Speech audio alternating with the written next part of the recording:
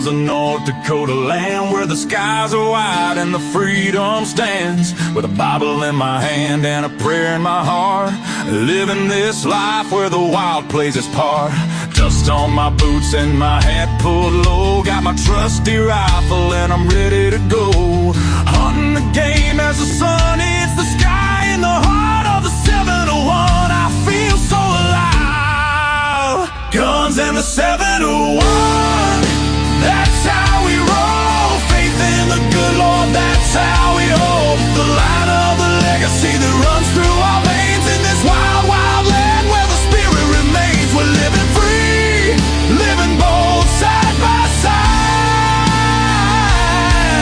with God on our plate and our hearts open wide.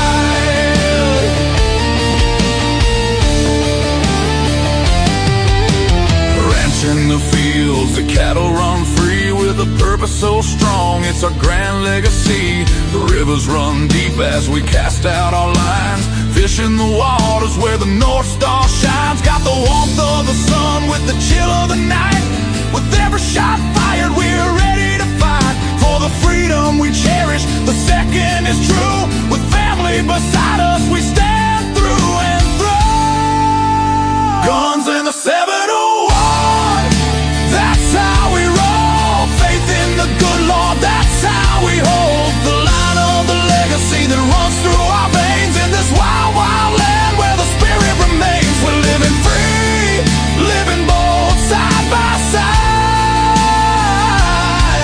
with God on our plate and our hearts open wide.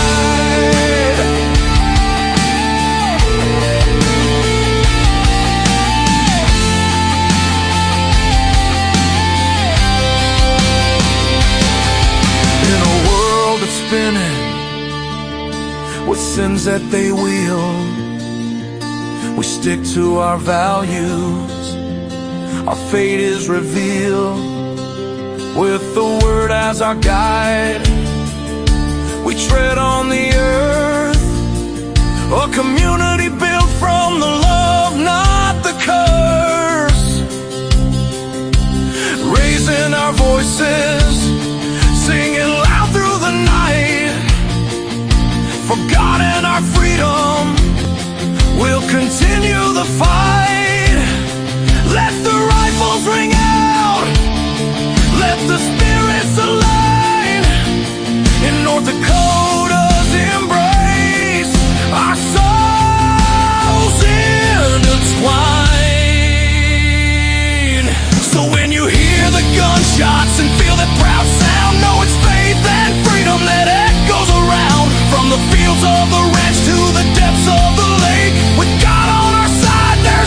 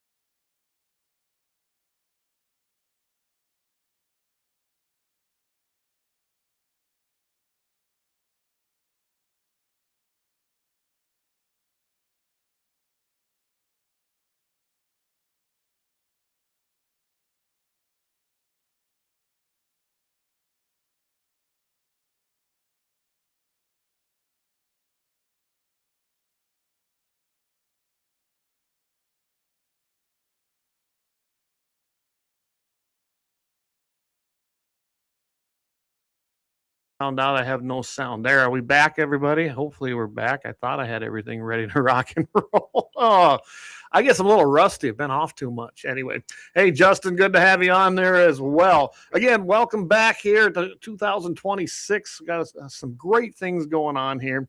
The first thing I'm gonna share with you, and we do have our guest standing by, and I'm telling you, I think we're gonna have a good evening with him as well. But I want to share this new site. We spent a little money and we relaunched, so I'm gonna just throw it up here, and I'm gonna maximize that. So as you can see, there's the brand new website, gunsinthe701.com. Go check it out. Of course, we got our big sponsors on there as well. And it's pretty easy. You can navigate, watch here, everything at the very top tab. There is a brand new sweatshirt. It's a zipper style. It's got kind of a new logo on there. Another one we're trying out. Everything uploads right here as the latest episode. And if you want to watch, just go there and you click on it. Hey, folks. And Leon here, you can go on there. So you're going to want to go check it all out as far as that goes. We also got a brand new place. You hit support the show. Looky there. We've been talking about this for a long time, and we've got everything from $5 to $75. You can support the show very easily, and it can reoccur every single month, and you're just helping us keep the lights on. You know, it costs a little money to do this, not a ton, but enough that it's a little bit helps. Like I said, I don't pay myself on this deal. I do it for the love of it, and on the support of the Second Amendment, freedom, and everything else that this country stands for. So that's one of the new things there. Also, we do have a brand new show lineup. I'm sure a lot of you guys have seen that as well. Some of the things have been going already. We have GAT701 every single Wednesday night right here, 7 o'clock p.m. Mountain, 8 Central. Except we will be moving during the Lent season, which comes up in March and April, to Thursday nights. I like to go to those Lent services at church right before Easter. I'm, of course, on with Mitchell in the morning, Todd Mitchell, KFYR, 550 a.m. radio every single Friday morning, 7:15 Mountain, 8:15 Central in the morning. Blackbeard Logic is Friday evening, Leon Francis, 5 p.m. Mountain, 6 p.m. Central. Leon's doing a great job over there, and we just can't thank him enough for coming on board, and we love the content, and so is everybody else. So you want to tune into that as well. Hey, Dan, good to see you. Just chimed in there. Sportsman's Sunday Devotion. Now, that's hosted by our friend Vance Bishop. I've known him for a very long time. He comes on at 7 a.m. Mountain, 8 a.m. in the Central Time Zone, and he does just a great job of bringing God's Word along with what's going on in the sportsman's world. Last Sunday, I thought his devotion was great. And then he started talking about weird fishing laws in the United States, and some of them are crazy, guys. You should go check out that replay. It's pretty good. Then we're going to have a brand new show. David Fettick, he's going to be hosting this. He's the owner of 1760 Sports LLC out of Mandan, called 701 Marksman. It's going to be geared towards competition, rifle building. I know he's got some people lined up ready to come on. He's going to do this once a month. He trucks, so he's on the road a lot. He'll probably be joining us from the road quite a bit. But I'm telling you, tune into that. He's got some great guests already lined up to do this show, and I'm very excited to have him doing this. I will be coming back to Dakota mornings on K-Fire 550. Next Monday, I'll be joining Michael Bell. Don't want to miss that. That's at 9 a.m. Central, 8 Mountain. We're going to talk about a few things. There's so much to talk about, but we're going to be talking about probably Governor Walz over there, Minnesota, anti-gunner, and a lot of things that have been going on around the country. I also will be filling in for Daryl on KFYR Cafe Tuesday. That's next week. So we got really busy here. Just boom right at the beginning. And that's in the 4 o'clock hour of the Central Time Zone, so 3 o'clock Mountain. And my guest that day is going to be Dusty Backer. He's with Chronic Wasting Disease. If you haven't seen that on Facebook, go check it out. We got a lot of things coming up. January 17th. Wolf Range, that's out there by New Salem. That's Lauer Auto Repair, one of our great sponsors. That's his place, 11:30 a.m. Central, January 17th. Contact me. Send us a message at gunsinthe701.com. Just guns at gunsinthe701.com. If you got my number, text me, call me. Same with Jamie, and same with Dougie. Big Buck Contest, February 7th. Got this sent to me, Beulah Civic Center. If you need the info, 701-880-0443. Ask for Marcy, 701-880-0443. And, of course, Wednesday show lineup, Next week, I will have U.S. candidate for the North Dakota House seat, Alex Belez. He's going to be on. The following weekend on January 21st, Dusty Backer. And, of course, we're going to be talking about the CWD scam and a few other things. And January 28th, I can't announce it yet. It's not confirmed, but I do have a pretty good guy lined up if it's able to take place. So with that, everybody, we're going to get going with the show. And as always, I like to start with a prayer. Heavenly Father, we thank you for a fantastic start to January 2026 and all the great and precious things you've blessed us with. I want to give thanks for sending your son, which we just celebrated his birthday this past month. Without him, there is no way and no pathway to heaven for any of us. And we need to be very, very thankful and be blessed for that beautiful gift that we've all been given. I also want to put in there tonight that David Feddick's dad, Alan, he's going to be undergoing a neck surgery. And we want to ask you so that you will guide the surgeons so that they can replace those discs and take away pain and bring a fast healing forgiveness to him. In your name we pray, Lord. Amen. All right. With that, let's see. I know he's been waiting patiently, and we're going to bring him into the fold. Jared, can you hear me? I can hear you. Can you hear me? I can hear you. Evidently, my mic I had still muted when I started. So yeah, I had to double check mine before you brought me in. I guess I'm just rusty. I've been off for a couple weeks, so yeah, you know how it goes. You know, I think you get a break this time, right? Just this time. Just this time, yeah. So a lot of things going on. I don't usually take up 10 minutes or so talking about it. But you got to do all the housekeeping in the front of it, right? And I mean, it's good. You got a lot going on, which is a good thing, right? Being busy keeps you out of trouble. It keeps you going, right? So that's all right. You can ask for. Well, I got to give you the formal introduction. This is Jared Fischer. He's the owner of 701 Arms. You can see that on his little picture over there. I believe that's your logo. Yep. And actually, I might have loaded it. I did. There it is. Right. Oh, look at that. There we go. So you're going to want to go to 701arms.com and check out all the cool things.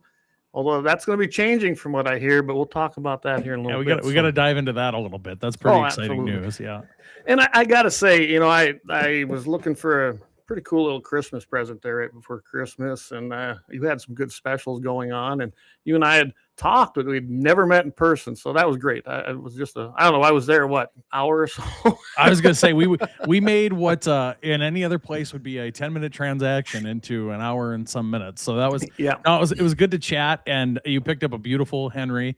I can't believe it. Like I said to you, these Henrys, like I've always been a fan, but they sell themselves. They really do. And I try not to be beat on a Henry. You know, if you call me, we've had guys drive, 3 or 4 hours to buy a Henry from us, and definitely one of our number one sellers. So we've been very happy about that. It's a great partnership with those guys. They treat their dealers really well. If there's any other FFLs that are listening that are dealers with them, I mean, I have nothing good to say or nothing bad to say about the brand. Only good things. I hope you got good things. Yeah, sometimes I trip that stuff up. Yeah. Okay. I was in radio for 12 years, or I'm still in do some radio on the side, and still can't talk. They paid me to talk for all those years and do that. But no, the 701 thing, 701 Arms thing has taken off to a whole new level. It was kind of a brainchild, so I know we had kind of talked about it, but I've spent the last 15 years or so, 12 years or somewhere in there, living in West Fargo. And the wife and I decided that we were going to move back to Western North Dakota, Southwest Central here, North Dakota. That's just a smart move. I think it is. I mean, a lot of the reason, I mean, we get to be closer to my family and our friends that are out here, and just good people. There's a lot of good people out here. Times are changing in Fargo. It's a lot different place even than when we first moved in and stuff. I always said I'd never live in Fargo, but it was good to us while we were there. Like I said, had an illustrious over decade radio career out there, and did some marketing for companies and things, and had a lot of friends. But as everyone else moved on too, so it was time for us, and we've been very happy. We've been here. It'll be a year in February. About a year next week since we actually moved out here. So it's been a good time, and things got rolling a lot quicker with some of our life decisions than we did. Yeah, you were telling me things went pretty fast for you. Well, so I first saw you. You and your wife were walking around with shirts at 701 Arms, and that was at the Grant County Fair. Those shirts got me into so much trouble with some people in my life because they were like this hat. I haven't bought any swag except for some stickers and some other things for the business yet. And we were gifted those. And I had someone come up and they're like, I've given you stuff from my business. Where's my, and like, it's coming. Give me a minute. So, so at the Grant County Fair, we were tried to be very involved in that. We did some sales and stuff. We had, apparently our prices were good enough that we had people drive 3 hours away to pick up firearms, which is great. A great problem to have. Right. So absolutely. if you're willing to travel, we're always willing to cut you a deal, but, no. So kind of the brainchild behind this is, one of my, I guess I didn't know him at the time, but I actually helped a guy, sway the public. Fargo and West Fargo had the rule where you had to go in front of the city council and all that. I believe that's actually been banned now. And we were actually looking at getting our FFL at that point. And, this guy, who actually was looking into it, I ran the Facebook group, our neighborhood Facebook group. Okay. And there was this lady, we'll call her Karen because she probably was a Karen. Love it. Keep in mind, my Facebook profile picture was me holding a deer, gun in front of it, as one does, and came in like, well, this is just terrible. Like, there's going to be guns in our streets and everything that you can imagine. And I went and rallied the troops in the Facebook group, and me and him, John Family Enterprises, shout out to him. In West Fargo, we actually kind of developed a pretty good relationship, and he kind of helped me through my process and a lot of the questions that I had trying to get my FFL. And between you and me and now everyone on social media land here with Guns in the 701, we were not really planning to start selling guns until 2026.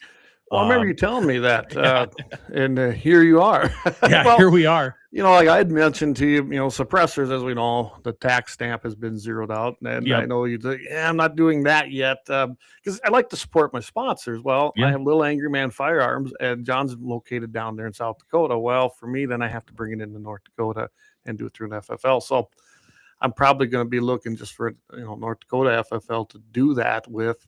Get some, I want to get one or two. They're fun. You can never have enough, maybe three, but I don't have to do a $200 tax stamp anymore. So to me, that's a no-brainer to start buying suppressors. And it's amazing to me. And I was kind of on the fence because to get you need your SOT to do it. So first things first, to get your FFL and then to get your SOT. And I was kind of on the fence about it. We were looking into doing it this fall. Just a little background on our business. Like I said, we weren't really planning to do anything. And one thing led to another. There was enough demand and enough people in the area. We kind of formed this business under the serving local people, the people in the area, giving them access to a plethora of whatever you wanted by special order or by what we had in hand. And also being like a service to our nonprofits in our area, our fire departments, our anyone looking to make a charity purchase, I guess would be that way, because we're here to help the community. That was kind of our thing. We want to give back to the community in any way we can. And it started out with the Carson Rural Fire Department raffle. Those are out there right now. There's actually 5 guns on there, along with a Polaris Sportsman ATV and a John Deere mower, zero-turn mower. So we do have some 701 Arms. We've got a book of those tickets that we can sell. So if you are looking and you're in the area, or stop by and we'll hook you up with that, sell you some of those. But also there's plenty of volunteers and businesses out there selling them. But that kind of launched into everything. It made it a whole lot easier to figure out the ordering and the process, because there's a lot of, as you know, with any business or with even this, there's a lot of logistics behind everything. A lot of paperwork, and it's even worse when you're in the firearms. Yeah, you got state, you got federal, you sit down with an ATF IOI. I mean, there's a lot of things, but the one thing is, so we were, this fall we talked about it, we're like, no, let's get our grounds bearing here and know how to do this stuff. And obviously there's a lot of paperwork too in the back end of it with, your 4473s and all that. And so we want to learn one thing at a time, but I'm thinking probably early this spring we'll be offering those suppressors and those kind of the Form 4 items and all that sooner, probably rather than later. Well, I can tell you right now, and maybe that's okay, because this went out here a while. I think it was shortly after the 1st of January, where ATF form outages. Imagine that. They said that, and a North National Shooting Sports Foundation put this out, that an unprecedented surge in E-form submissions is hammering the system. This is on January 1st. ATF processed roughly 150,000 E-forms compared to the usual 2,500 a day. Can you imagine just like the poor guy who's sitting there processing those in some basement for the ATF? And when I posted it, and I always play the flip side of this, because everything I've ever done, I try to think ahead. If I see the environment changing around me, especially if something I'm doing, guess what I'm going to do? I'm going to go prepare for that. It's just, that's how I'm wired. And I really do think with the ATF on this one, I mean, I think it's a good thing. I think the zero tax stamp thing. The problem is I don't know if they should have leaned into it or started like slowly processing those, because they had a period where they just stopped for a little bit. Yes. And I think that they should have eased into it. But supposedly, so a lot of the groups that I'm in on Facebook, obviously, and the guys that I know that are dealing suppressors and SOT items, they are still seeing record turnaround times. I mean, like we were. So it's good that everything seems to be opened up. Can you imagine 100? I don't think they prepared for that. Well, I know they didn't. That's why I said you would have thought that, knowing that this was coming, that the tax stamp was zeroed out, people were making their purchases before that. We all know there, a lot of companies were running a special, and then they just decided to finally go ahead January 1, process that on that $200 zero out. I'm sorry, but the big beautiful bill passed past summer. They've had 6 months to prepare for this. And what surprises me about all this, and I get there's going to be a jump because there's a lot of guys that are like, oh, I'm going to go do this. But a lot of these suppressor companies, like your big brands of suppressors, your Silencer Co's and all those ones, were doing promotions where they were covering the tax stamp anyways. So really there was no difference. The price was the same that day or whatever afterwards. So it doesn't surprise me as far from a marketing brain, someone who's got a marketing brain, that people were going to wait to do it. But if it were me, it's just like when you go Christmas shopping, right? The Black Friday sale probably is going to be the price 2 weeks before Christmas anyways. Oh, yeah. I looked at that, and I kind of was watching these numbers, because you can hop on there and see what the numbers are. And it's pretty public knowledge. And I saw that there was a dip in the suppressor side. Okay. Yeah. Not much, but there was. So I knew that was going to hit come January 1.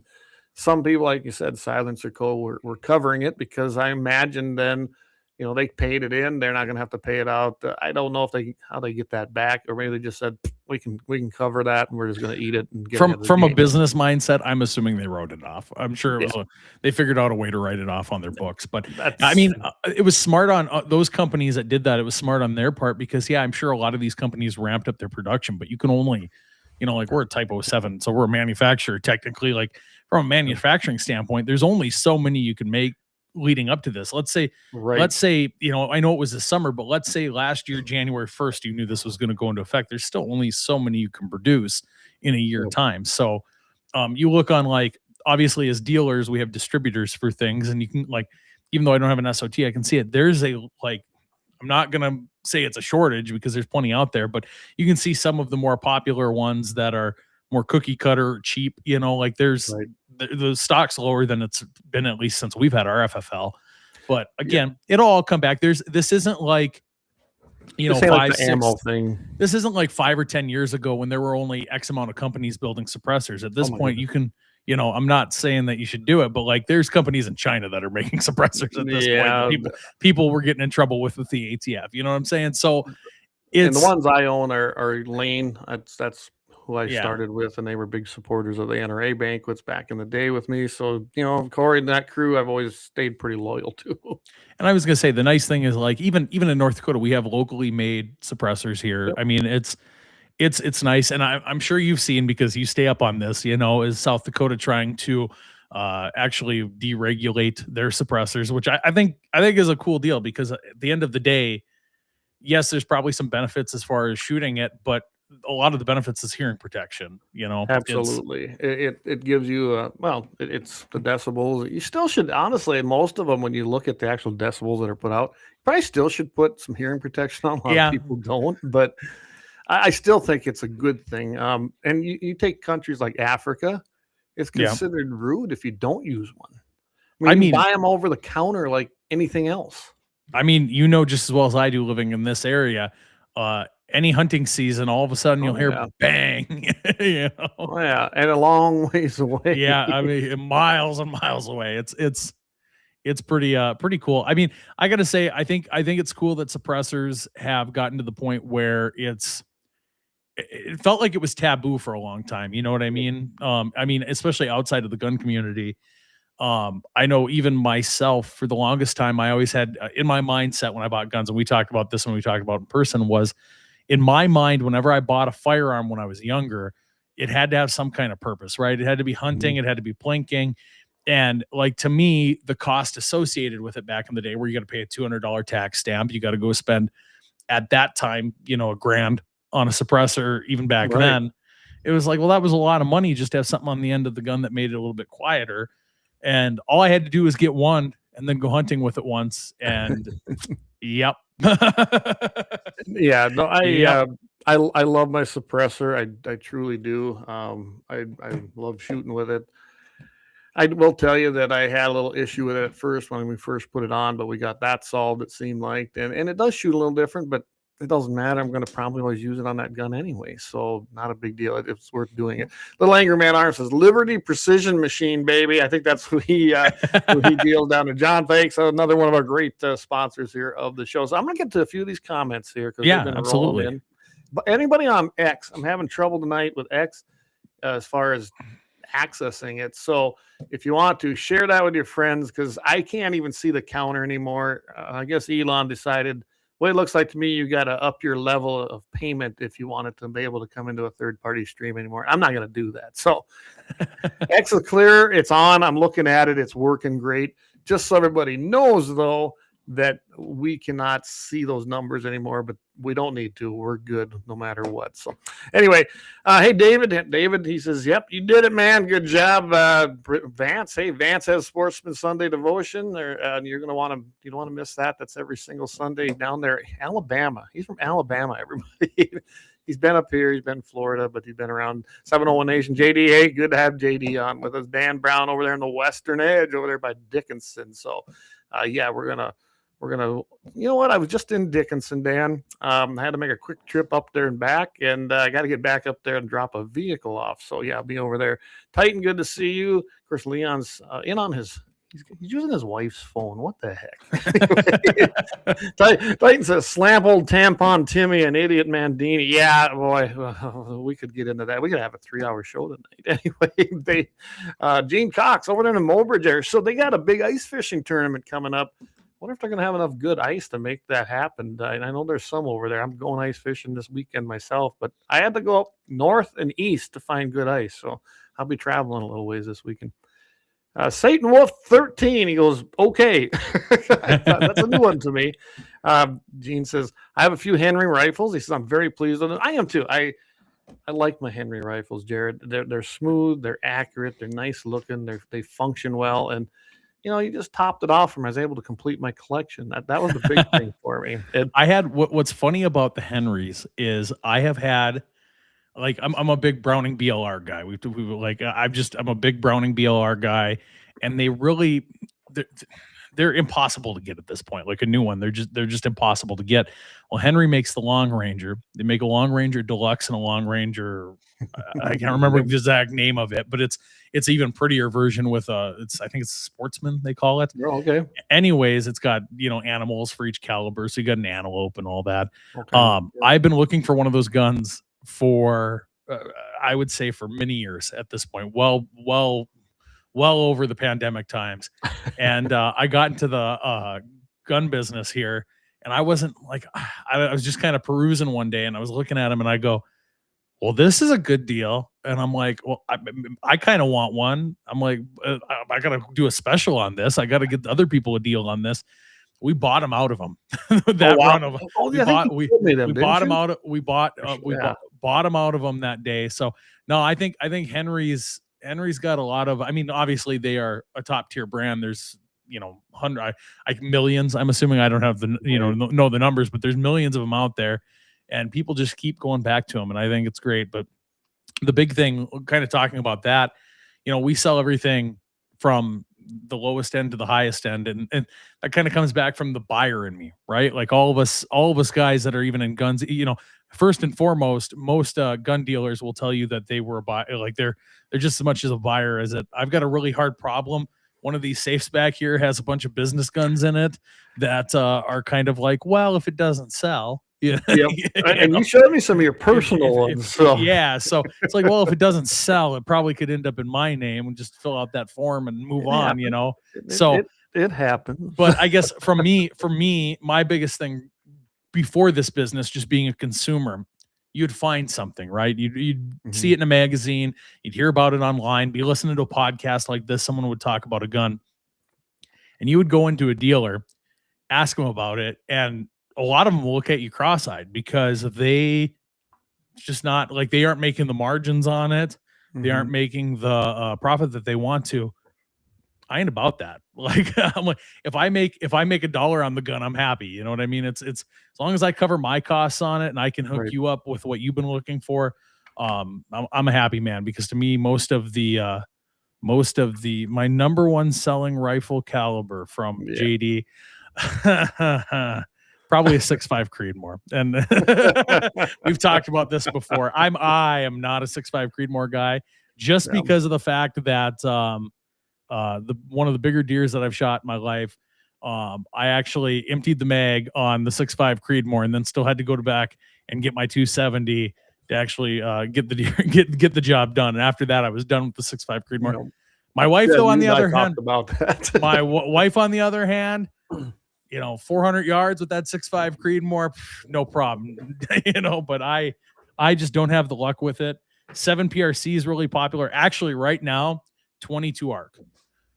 We have had probably 5 or 6 of them in the last couple weeks come through here, whether they were transfers or a lot of guys are coyote hunting. It's kind of that time of the year. A lot of guys are coyote hunting. That's a coyote round. All the coyote contests are going on, tournaments and all that. So there's a lot of guys getting into those. So as far as big guns, that's one. Small guns, that's that. So yeah, no, and you and I visited about that with when we were talking about guns, and I do have a couple 6.5 Creeds. I got nothing against the Creed. I know Jamie's had a Creed. I've got a Grendel that I built, kind of because Jamie had built a Grendel. I wanted to try one out, and of course, I just never get rid of my stuff, so it seems to accumulate. Got that problem where it just starts collecting, right? Yeah, if you look there, the stuff you can't see down there. So, anyway, but tell you what, great conversation so far. We'll come back here. Hey, Tom, good to see you. He's over there in the blue part of North Dakota, but I think we probably better say some thanks to our sponsors. We can't do it without them, and we will be right back after our great messages from these sponsors.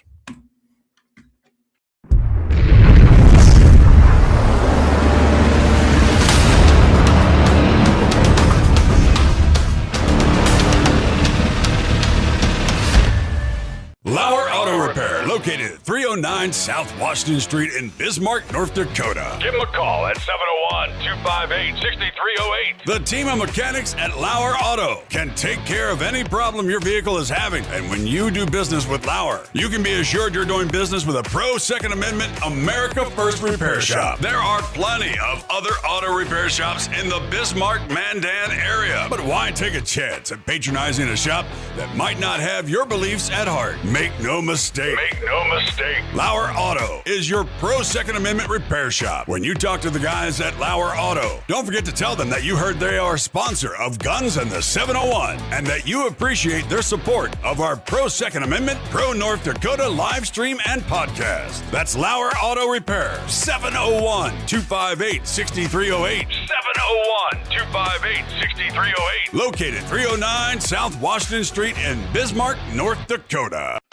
When you want it done right, go where Lemmons go. Kalon's Auto Service, owned and operated by Kalon and Misty Foss, lifelong locals with over 25 years experience. From modern rides to classic restorations, they can handle it all. Top quality work, fair price, and honest hometown values. Located just 1 block south of Highway 12 on 6th Avenue West in Lemmon. Kalon's Auto Service, serving you with all your auto repair needs.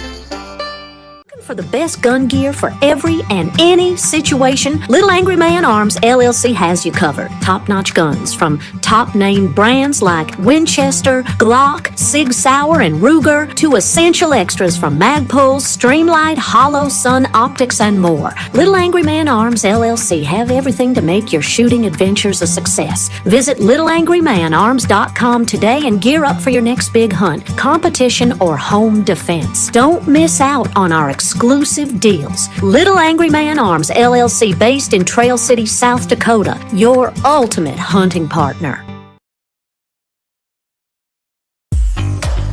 At Horton LaserCraft, we believe in the power of personalization. Whether it's a cherished memory, a special occasion, or a unique gift, our custom laser engraving brings your vision to life. Our expert craftsmen and state-of-the-art technology ensure every piece is a work of art.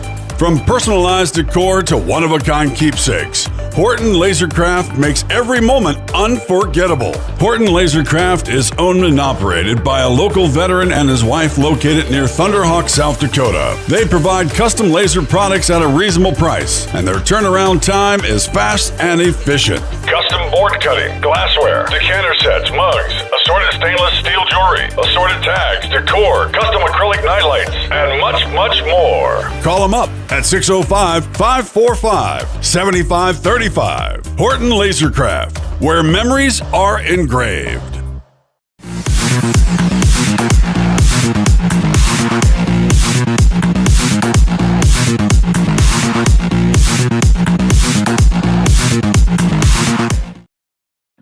All right, we're back. We were chatting there in the break, and thanks a lot, G. You might have made me spend some more money now. He mentioned the 41 Magnum, which I have a revolver. I love the 41 Mag. It's in a Ruger Blackhawk, and I had a lot of fun shooting that. And I just sent Jared a message, said, "So does Henry chamber that?"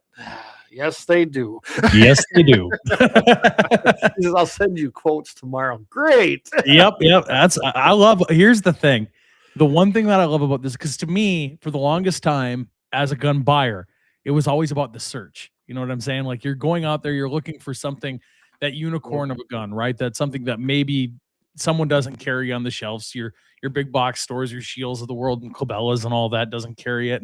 You go to all these little gun shops all across the country. I remember we took a road trip to Texas a few years ago, and my wife and I were stopping at every gun store we could on the way down that the time provided, to try and find a certain gun.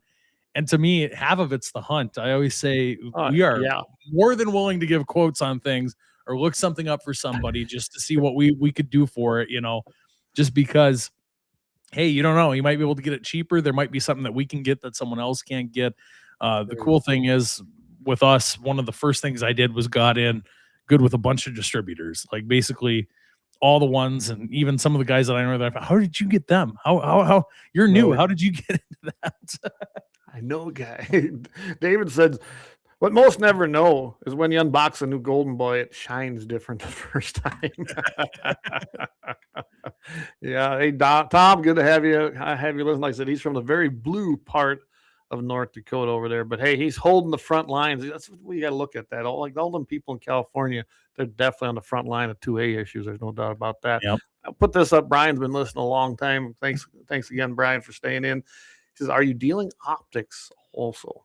We do, yes. Some of the brands, specifically Vortex, like I held out a really long time with Vortex personally, like to get into that brand. Like when I was younger and stuff, I was like, I don't need Vortex, it's a cult or whatever, And I'm a big fan. Their stipulations on selling them are a little bit stricter as far as like you got to spend $20,000 right off the bat and carry one of everything they have.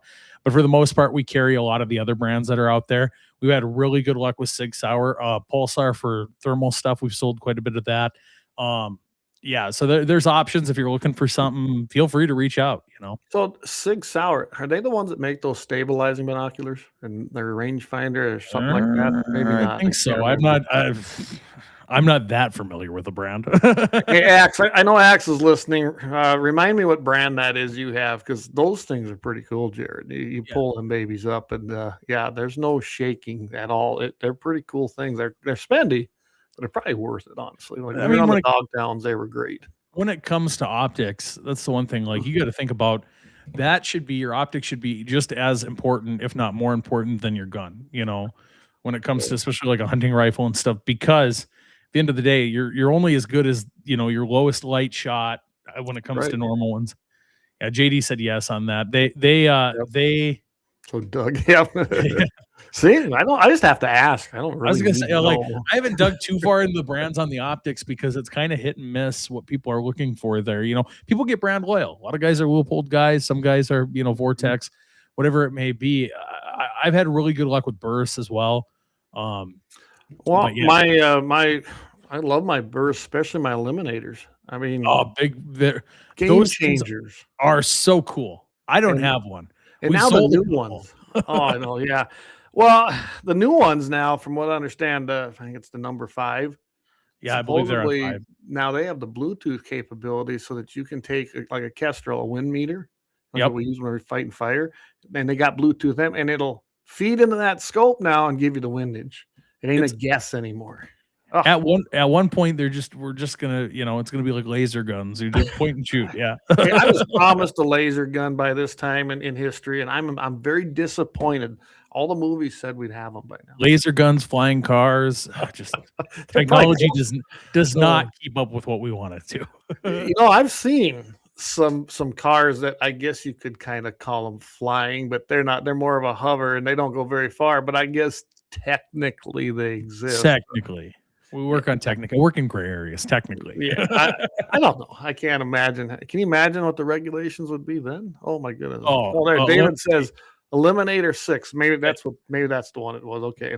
Yeah. I mean, I don't have 4, 5, and 6, so I've got my 3, and I love that thing. They're too expensive. When I bought that, it was expensive. So I'm getting to the point now in my mindset with like optics and stuff, when you start getting electronics involved into, like, I'm actually personally shopping for a thermal right now. Mm-hmm. And I'm sitting there and I'm like, okay, we're kind of strapping a computer camera to the to the scope, and call me old school. It's like, but I'm still gonna do it. And Jamie says Dukes of Hazzard had flying cars a long time ago. Yes, they did. The landings were hard. Man, they destroyed a lot of Chargers. Well, anyway, and Eric says I'm not a fan of Vortex, and I know he's not. Scopes, binoculars are pretty good. The Sig Sauer rangefinder I have isn't that great. Now, I can tell you this. I do like I have a Leupold rangefinder, just a simple one. Does the job, and it will go out to 1,000 yards, because it goes out beyond that. The 1,000's about its tipping, straight. Yep. To make it go beyond that, yes, it'll go beyond that. But the conditions got to be great. But it works best out. When I was putting up my 700-yard steel, I had no problem ranging in on that and finding it. So I'm one of those guys that loses things a lot, might drop it and not find it, ends up in my pickup, gets lost and all the junk and all that. A couple, like, it'd been probably over a year ago at this point. I'm on TikTok on the Radio Fish. If they sent me a sample of a rangefinder, and it's one of those cheap $45 rangefinders that they have on there. Okay. And I was like, well, yeah, we'll send it. We'll look at it and do whatever, use it at the range or whatever, just to make sure that where we're at is roughly it. And you want to know what? For $45, if I'm going to lose it, it's not a bad investment. That wouldn't, if I were on a once in a lifetime hunt or, doing something at a competition, I'm not using that. But if I'm trudging around at a range or like a public range somewhere, trying to make sure my shot is, 300 yards or 100 yards or whatever it may be, that'll work. It's not the greatest thing, but I'm a big believer. It's just like everything else, gun brands, optic brands. It's what works for you. We talk a lot about pistols, because certain, every guy's got something to say about every brand, whether it be Glock, Springfield, everyone's, it's an opinion thing. You know what they say about opinions. Yeah. I'm a firm believer that when it comes to pistols in particular, or really any gun, it doesn't matter what it is. It can be $100 gun. It can be $100,000 gun. I don't care. As long as it fits you and you're comfortable with it, that's the battle that you need to choose. I'm not gonna shame you for buying a $70 scope if that's what works for you. It's kind of like when people would always come to me, I'm looking for a concealed carry for my wife. What should I get? I don't know. What has she shot? What has she done? I always told them the best way to figure that out, especially when I was maybe even instructing, go to these places. Bismarck's got a lot of the bigger towns do, where you can rent a gun or try out a gun or find some friends that have them and try them out. See which one fits you and you can shoot best. Because what I shoot best is not what my wife shoots best. And that's the best way to find the handgun that's going to be a good concealed carry, but yet be proficient for the user. And that's probably the most important. If they can't shoot it, what good is it? And for me, like in particular, I really lean towards like Springfields and Smith & Wessons. There's just something like these fat sausage fingers that I got. They just seem to fit a little bit better in those, like everything just fits better. And Beretta really has some, their APX line. I know it's cheap. Don't knock it until you've held it. Those seem to fit my hand really well as well. But I gotta say, like, it comes down to comfort, because even if you're just blinking at the range, and this isn't a carry gun, you know what I'm saying? It's still something you got to feel comfortable with. I know a buddy of mine who went and bought an LCP or Ruger LCP, their little micro pocket. You're familiar. I've got one. I got one because I had some Shields credit that I had to use at one point in time, and it just fit the credit. It fit the spending that I needed. They're not a bad gun. They're not a bad gun, but for someone like me, and when I saw that, I was like, they're a good gun, but like for me, that's probably not where I would start. No. Well, you've seen what I carry for a concealed carry anymore. It's my North American Arms 22 Magnum revolver. I can put it in my Gerber pouch. Nobody even thinks about it, and it's always there. And I can go into areas where maybe they don't welcome you there. Yeah, and I'm fine with that. If I open carry, I love my Springfield. I've shot that probably the most out of anything. I got a Smith that I love, and I've got some Glocks, but my favorite is probably my Smith. And that's chambered in a 10 millimeter. I just love shooting that gun. So I gotta address this. So you guys are talking about thermals here. So Little Angry Man Arms down there. John says the Knockpicks Bolt 35. They're good thermal for not much coin. And I seen the discussion here. Not much coin. He says they're under $2,000. So that's not a good bad. deal. That's a good deal. Any thermal under $2,000 that has some quality. So John, great. You guys are just going to try to make me spend money there. I could buy a thermal and put it on that. You're letting the two gun dealers influence. That's that's what we're here for. Look at this way. Little Angry Man Arms, a sponsor. I'd love to buy from him. And then you and I talked, and at some point maybe, and I understand that not everybody can do it off the bat, but I'm hoping someday we can have a great business arrangement. Yeah, I know that it'll be good. Yeah, I was gonna say I definitely like I like being involved in your guys' here. I think having local conversations about the Second Amendment industry and what's going on and locally and nationally on a local level is such a big thing, because if you aren't talking about it, if you aren't saying what's kind of in the back of everyone's head, no one knows. It's something that's got to be out there. And I think these programs with 701 Nation does a really good job. 701 Guns in the 701 does a really good job about that. So we're that niche. I mean, when we started doing this, Jamie and I, we kind of were like, there's nothing out there. Nobody's talking about this stuff. Yeah. You saw it somewhere. You might read it in some articles, but you never saw anybody doing it. You had a ton of gun shows on YouTube, shooting, and then the outdoor channels, the variety of them. Showed hunting, but mostly talking. They didn't do much hunting. And then they were, you know what I mean? And nobody was doing what we were doing. And now we've spread out. I mean, I'm really thrilled as to where things are going and what we're covering now. So we cover it all. If you want politics, we got it, legislation. And I like showcasing. We all do. I love showcasing local firearms dealers, local gun shops, whatever it might be. Now, I will tell you, too, my rangefinder, I forgot I bought the other one, too. I bought that from David. That's an Athlon. Now, I don't know if you've ever used any Athlon stuff. I love it. It works great. I've even looked through some of his glass. And for the money, looks like pretty damn good glass for the money. So I would say 2018, 19, somewhere in there. Mm-hmm. That was kind of on the cusp of when I decided to start using some Vortex things and all that, but I was looking for something else. I was like, I wasn't really liking what Leupold was doing at the time. And I was looking at other brands, and I fell down a rabbit hole, as one does on the internet, and came across this Althon Optics, and I started reading. There you go. And then we ran into, I want to say, I don't know if it was Pheasants Forever Pheasant Fest, or it was one of these convention things, and they were there, and they had some of their products on the table, and we were looking at them, and I was fairly impressed. So I went and bought this scope. I don't even know which. I was hoping it had a thing because it's sitting over here. And it never made it on the gun. The gun. Yeah, the gun. That gun is still sitting in one of these safes behind me and has never been shot. It's just like I again, ADHD brain went, and all of a sudden, it was the next big thing. And it never ended up on the gun. And I was just thinking about it. It's funny that you bring it up, just because just the other day I was like, I should mount that now that I've got all the equipment to do that. I don't have to take it somewhere and deal with that. So I'm probably going to do that. You know what you should do? You should mount it on that gun, and then on the 17th, go up there to Dougie's range for the steel challenge and just win. Everyone will tell you this, unless it's a shotgun. I'm a terrible shot. That's okay. That's okay. You know what? It's just a lot of fun going to them shoots. It's just, yeah. Okay, so let's see. A little angry man. He's got, as much as I know he doesn't like Glock for what they did when they kissed the crown with their new Gen 6s. He says they are pretty sweet.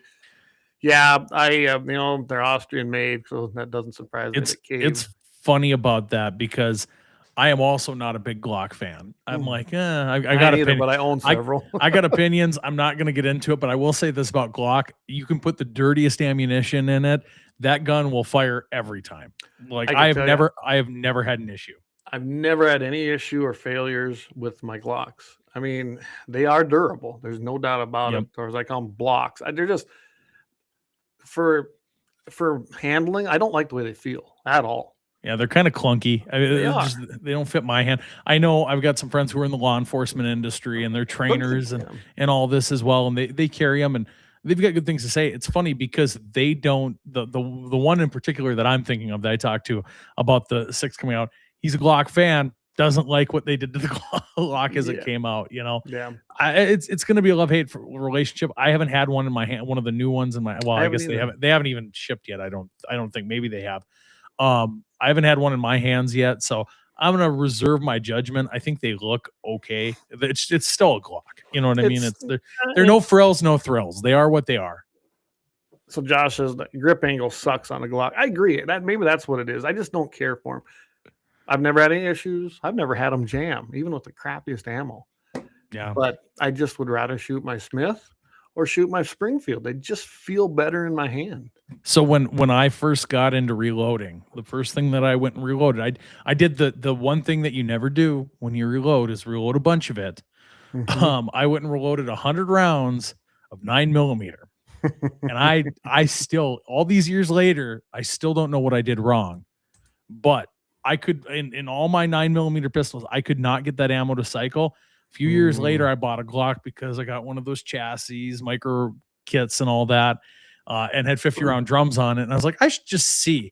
And that ammo, that 100 rounds went really quick. Yeah. So I was like, well, if it can cycle that, no other 9mm that I own can. It's all right in my books. John says, we're Glock stocking dealers. I love them, but recent decisions made me change that stance. And I know what he's talking about. I think we all do. I know we absolutely covered it. In fact, I think I covered it even on Mitchell in the Morning. So Leon says, F Glock. Justin says, as far as Glocks are concerned, the only ones that fit my hand are the single stack 9mm. So Yeah. Dogs don't chew on 1911s. Love it, David. What, you don't like Love the Tupperware guns? Oh my goodness. Josh says they are reliable, but I like my Hellcat. It's never given me any issues ever. I've got thousands and thousands of rounds. Yeah, the Hellcat's a nice gun too. My funny story about the Hellcats was, since they came out, I've wanted one. The problem is, you know, I got a wife. It's in my ear, like, well, you don't shoot pistol as much as you shoot rifle and shotgun and all this, right? And you got a whole, you know, wall of them. So I kind of held off. And then when we got our FFL, one of our distributors was doing a really good sale on them. So I was like, okay, you know, I'll probably order one this weekend. We went to a Ducks Unlimited banquet, and they got it out. It had a Crimson Trace optic on it and all that, red dot. And it was this really pretty green. It was like a limited edition duck thing, but it wasn't like in your face that it was Ducks Unlimited. There's just a little logo on it. I went to my wife. I'm like, how much should I spend on it? Should I just, you know, buy out the raffle? Because, and she goes, no, you can buy one for a lot cheaper. So I went and bought 2 cards for this thing. Won it. I was so happy. I was telling someone, I've spent tens of thousands of dollars in gun raffles trying to win things and card games and whatever, all these things that all these organizations do. In my lifetime, I've spent so much money on raffles. It took me until I was 30 years old to win my first gun in a raffle. Oh, wow. And then that night I won 2. So wow. Well, that's pretty good. I got to give a shout out to everybody. We are tipping almost 100 on everything. I just checked all the numbers and on the other stuff here, and between all of it, yeah, that's pretty good tonight. Yeah. So I guess it's a good return. Anyway, I'm sorry everyone's listening to me and not someone more important, but you'll get it. This is important. Your local FFL dealer. Like I said, I love promoting the locals. You know, like you got John is down there a little angry. You're over here up there in Carson. I just love David's got 1760 Sports. I mean, these are all local FFL dealers. They don't have brick and mortar stores. They got other jobs. Them are the guys I trust. Them are the guys I do business with. I do not generally go to the big box stores. Unless I really need something right now, I don't go there. There's like my biggest deal, and I kind of told you this too. My biggest thing is to find someone the best deal possible. So if it isn't me, I'm going to tell you that it's not me. You know what I'm saying? Like if I had a guy call me today and was looking for a very specific 223 ammo, and I said, you know, this is what my price would be. It is going to be better for you to go somewhere else. Like it's going to be too high. I don't want to, you know, mess up your thing. I don't want to lose your trust. So when it comes to all of this, I would love at the end of the day to get every sale, but I feel just as good letting you know that you got a good deal and you're willing to come back with me and trust me over and over again for future sales. Right. Right. Well, and I guess I don't get so much loyal to a brand when you're talking optics and things like that. Yeah. I do get loyal to the guys I do business with. And if they treat me good, I will come back. I mean, I know darn well when I had, you know, especially if they sponsored a show or they, you know, maybe even bought cattle from me, I'm going to go to them first. And for me, I guess I'm blessed enough. I don't really have to worry if I have to pay a little more, if I can support them. Yeah. So I'm glad that some of us can do that. And that's what we need to do. We need to support them local guys. And I do my best to do it. And, you know, kind of, I'd said when we first came up with this idea of 701 Arms, first thing I was a little bit worried because I knew who you guys were. Mm-hmm. And I wasn't quite sure what your fingers were all dipped into, if any of you guys were FFL dealers and all that. So I went out and it was actually a collaboration thing. When we probably would have had our FFL 3 or 4 months sooner if we could have came up with a name quicker. And like we had all the Three Rivers and Nodak and like all these names came up. And one night we were sitting talking to one of my friends and he goes, why not 701 Arms? And I go, that is definitely taken. I said, those guys with guns in the 701, I said, I bet you they own all the names for anything gun related in North Dakota with that 701 moniker. And I went and looked with the state and I was like 701 Arms, 701 Firearms, 701 Sporting Goods. I'm like, well, we're going to nab up all those quick, get all the web domains and all that. So that was kind of the first mindset. After that, like I said, our whole thing was to focus local, focus on the North Dakota guys. A lot of you guys that we're in Carson, obviously, so we're a hop, skip, and a jump away from South Dakota. So what we can sell to the South Dakota guys, we'd love to sell whatever we can to you. Obviously, no pistols, but long guns and stuff. And you can do a pistol. You just got to transfer it to FFL down there. To our boy down there in South Dakota in Trail City, right? Yeah. Yeah, absolutely. John, I tell you what, see, John can handle all the South Dakota transfers if you buy from And it's funny, I believe me and him talked about that one of the first times. Me and him were Snapchatting back and forth today. So scheming up ideas, right? So talking about products. But one of the big things was to support local charities and things like that, doing raffles. So if anyone's a part of an organization, whether it's charitable gaming or, your local fire department, we are all about that. We've already done a few of them, a few giveaways and things like that. It takes the liability off these organizations for us doing the paperwork and doing things legally and making sure that everything's, all the P's and Q's are dotted. So especially in North Dakota, especially doing raffles, I've never seen crazier laws, honestly, when it comes to gaming and raffles than in this state. Yep. I grew up in South Dakota when I was doing banquets. You know what we do in South Dakota? Nothing. If we want to do a raffle, we just do it. There's nothing barring you. You're supposed to, as a courtesy, let the county know. But as a whole, there's no state laws really. And really there's no enforcement that a county can do or even a local entity. So it's wide open. It's unless you're doing gaming, say like what they're doing in Deadwood, then that all changes. But as far as nonprofit organizations doing raffles, churches, NRA Foundation, whatever you want, no big deal. So I got to throw that out there. Leon says, 2A701. That's right. That's Leon's, and he's had that for a long time. Now he's a part of the Guns and 701 Network, Blackbeard Logic. But you know what? We're all on the same team. Yeah, plain and simple. We're all on the same team, and that's a lot of people don't understand that, and that's why when people, everyone really, Jamie, I know you're still listening. You can't believe how many people think that Jamie and I got into a fight. We did not. We're good. I need to clear that because we're good. Like I said, in fact, I'm going to probably stop it when I roll through there on Friday, and I'm going to drop some stuff off for the steel shoot. Yeah, I mean. That is not what's going on here. So just so everybody knows that. And if Jamie's able to go make a show, have at it, man. I mean, I wish him the best on any of that. So anyway, I just wanted to clear that because I just had a text come in there saying it again. I'll address it right now. Anyway, so what? Let's top of the hour. Let's take another quick break, and we'll come back. And who knows what rabbit hole will go down? But that's been good. I think you know what. We're just going to take a break. That's all I can say. That's the way to do this. And we'll come back because there is so much involved in local dealers, local optics, local businesses as a whole. So, all right, we will be right back after.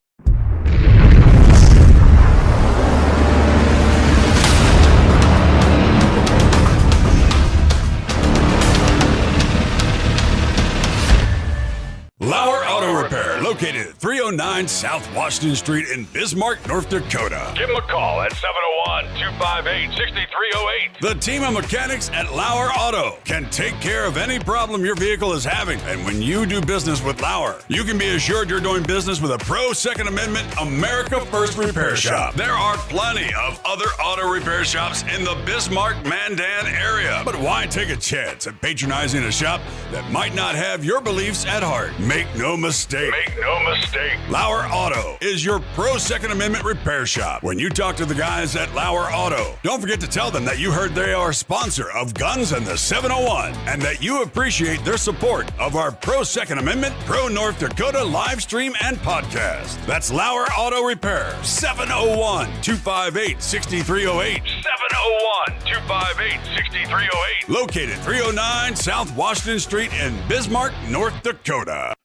When you want it done right, go where Lemmons go. Kalon's Auto Service, owned and operated by Kalon and Misty Foss, lifelong locals with over 25 years experience. From modern rides to classic restorations, they can handle it all. Top quality work, fair price, and honest hometown values. Located just one block south of Highway 12 on 6th Avenue West in Lemmon. Kalon's Auto Service, serving you with all your auto repair needs. For the best gun gear for every and any situation, Little Angry Man Arms LLC has you covered. Top-notch guns from top-name brands like Winchester, Glock, Sig Sauer, and Ruger to essential extras from Magpul, Streamlight, Hollow, Sun Optics, and more. Little Angry Man Arms LLC have everything to make your shooting adventures a success. Visit littleangrymanarms.com today and gear up for your next big hunt, competition, or home defense. Don't miss out on our exclusive deals. Little Angry Man Arms LLC, based in Trail City, South Dakota, your ultimate hunting partner. At Horton LaserCraft, we believe in the power of personalization.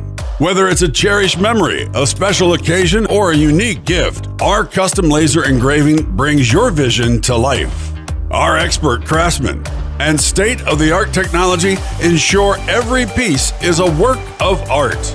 From personalized decor to one-of-a-kind keepsakes, Horton LaserCraft makes every moment unforgettable. Horton LaserCraft is owned and operated by a local veteran and his wife located near Thunderhawk, South Dakota. They provide custom laser products at a reasonable price, and their turnaround time is fast and efficient. Custom board cutting, glassware, decanter sets, mugs, assorted stainless steel jewelry, assorted tags, decor, custom acrylic nightlights, and much, much more. Call them up at 605-545-7535. Horton LaserCraft, where memories are engraved.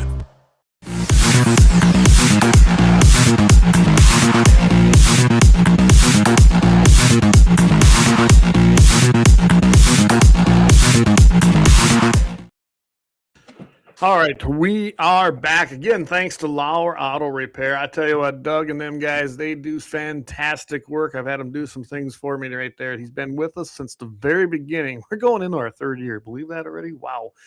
Anyway, I guess I can't say enough about Axe and the boys down there. You're going to stop at 309 South Washington Street, 701-258-6308. Hit them up, have some fun, get your car fixed.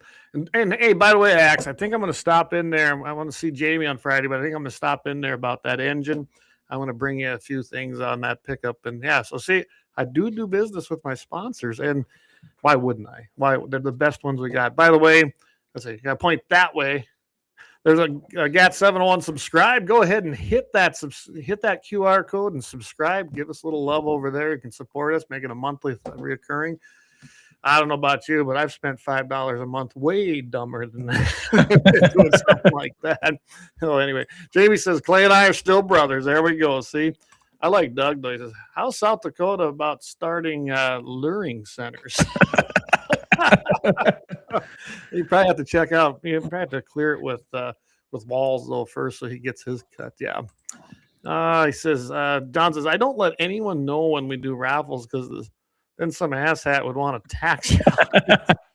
So speaking of that, I know it's a little off subject, but so when I was doing NRA stuff, there is a federal tax on this. Can you believe this stuff? So if it was over $599, then we had to have them guys fill out the W9, I think that's what it was, and send that in, and they got taxed on their prize at the fair market value. You kidding me? Yep. Yeah. So what's funny is in that blue state over there that we've got to the east, when you play pull tabs and you get whatever is considered one of their, I like to gamble. If they're telling you what I've spent on raffles over the years on guns wasn't enough. On the pull tabs there, when you pull like one of the larger prizes, it doesn't have like anything, whatever their board is. I think 50 is usually where it starts. Okay. You have to fill out the W9G or whatever it is for them. Even if it's like 50 or 100, we're the cutoff now. Well, now they update to like $2,000 this year in 2026. But before it was like $1,200 or $199.99 or whatever it was the last however long. But I just find that wild that they're making people fill out tax forms for little things like that. It's one thing if it's $1,000 cash prize, right? But unbelievable. You know.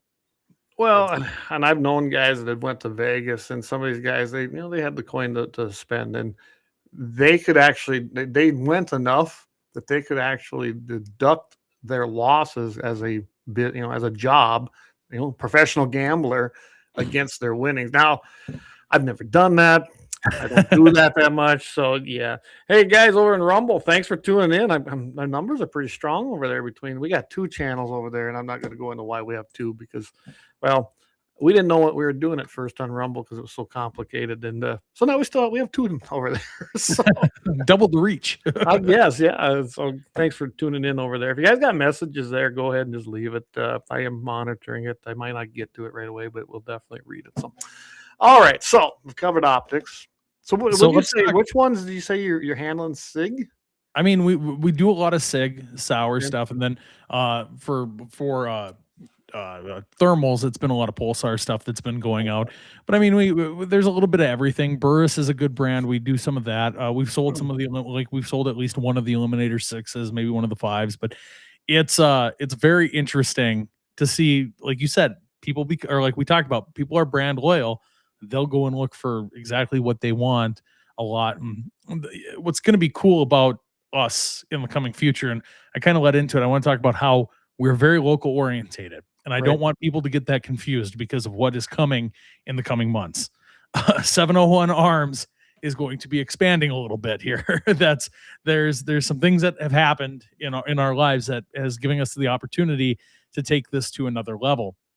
And basically what it is we've teamed up with one of the co-founders and former CEO of AmmoReady.com. And a lot of people who are in the gun industry will recognize that name, to kind of take us to the next level. We kind of fell backwards into a contest and ended up winning a whole web suite setup. And like I said, my background is in marketing. So our website, what we have is what I built to this point.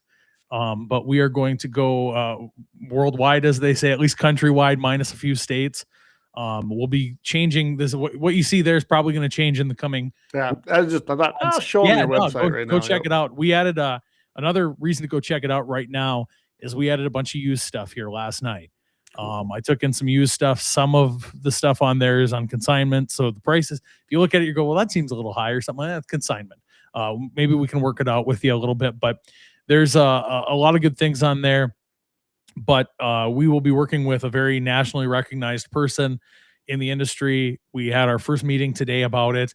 So we will be launching a full e-commerce store, just like your Midway USAs and your, I'm thinking other brands out there, your Battlehawk Armories, your Classic Firearms, all that will be very similar. You can see everything that we have available to us at our price, and hopefully we can get some good deals. I'll tell you this for all of you that are listening, there's always credit card fees and things that are involved when you get to that level. If there's something you see and you're kind of local, it doesn't hurt to call me. The deals might be a little bit better. Just remember that. But you'll be able to see everything that we have available at our fingertips. And we're really excited for it. It's going to be here. Beretta APX A1 9mm Wolf Gray, $299. I mean, that is one of my favorite pistols that we have on hand right now. I think it is one of the coolest things. They say it's Doug Wolf X. Doug Wolf needs a Wolf Gray Beretta. There you go. So yeah, then the Glenfields. Let's talk about that for a second. Yeah, I remember you showing me these. Yes. Let's talk about Glenfield. Yes. I'm a big Ruger fan myself. And Ruger has done a lot of the Marlin brand. I'm a big lever action. The older that I get, I'm into double barrels, revolvers, and lever actions. Glenfield is a brand that basically, I don't know what our audience is out here, but it basically was like a JCPenney brand. It was kind of a store brand. Budget friendly, came with some Cadillac features, little creature comfort things. And Ruger acquired it in a part of the buyout when they bought Ruger, when Ruger bought like Marlin and all that, a part of the Remington sell-off. This is one of the brands that they got under their belt. Well, as most of our listeners probably know by now, the Gen 2s for Ruger are very popular. We've had a lot of those. It's one of the guns that's in our raffle with the guys at the fire department here in Carson. We think that they're awesome. I guess I think it's awesome. I think what Ruger has done with the Gen 2 is making brands like Savage and other brands have to step up Browning. But these Glenfield Model A's, it's basically a Ruger Gen 1, but it's threaded, and it's even cheaper than a Ruger Gen. I mean, it's cheaper than your average Ruger Gen 1. So they've got a little bit of creature comfort features. The only weird thing, and I know you held one when you were here, Yeah. The stock is a textured thing, and the green, it doesn't do it justice in the picture. It really doesn't. It really doesn't. It's a cool green. They're cool guns for the price point of what they are. We had a coyote hunt do it as part of their raffle or their prize. I can't remember if it was part of their raffle or the prize. Better look at it. But we did that, and we were one of the first gun dealers in the country to get our hands on ones in stock to be stocking for them. And so you've only got 243s, right? I can't remember. I've got 243 left. That's all my other ones have been gone out the door. It was funny. I was just talking to a distributor today.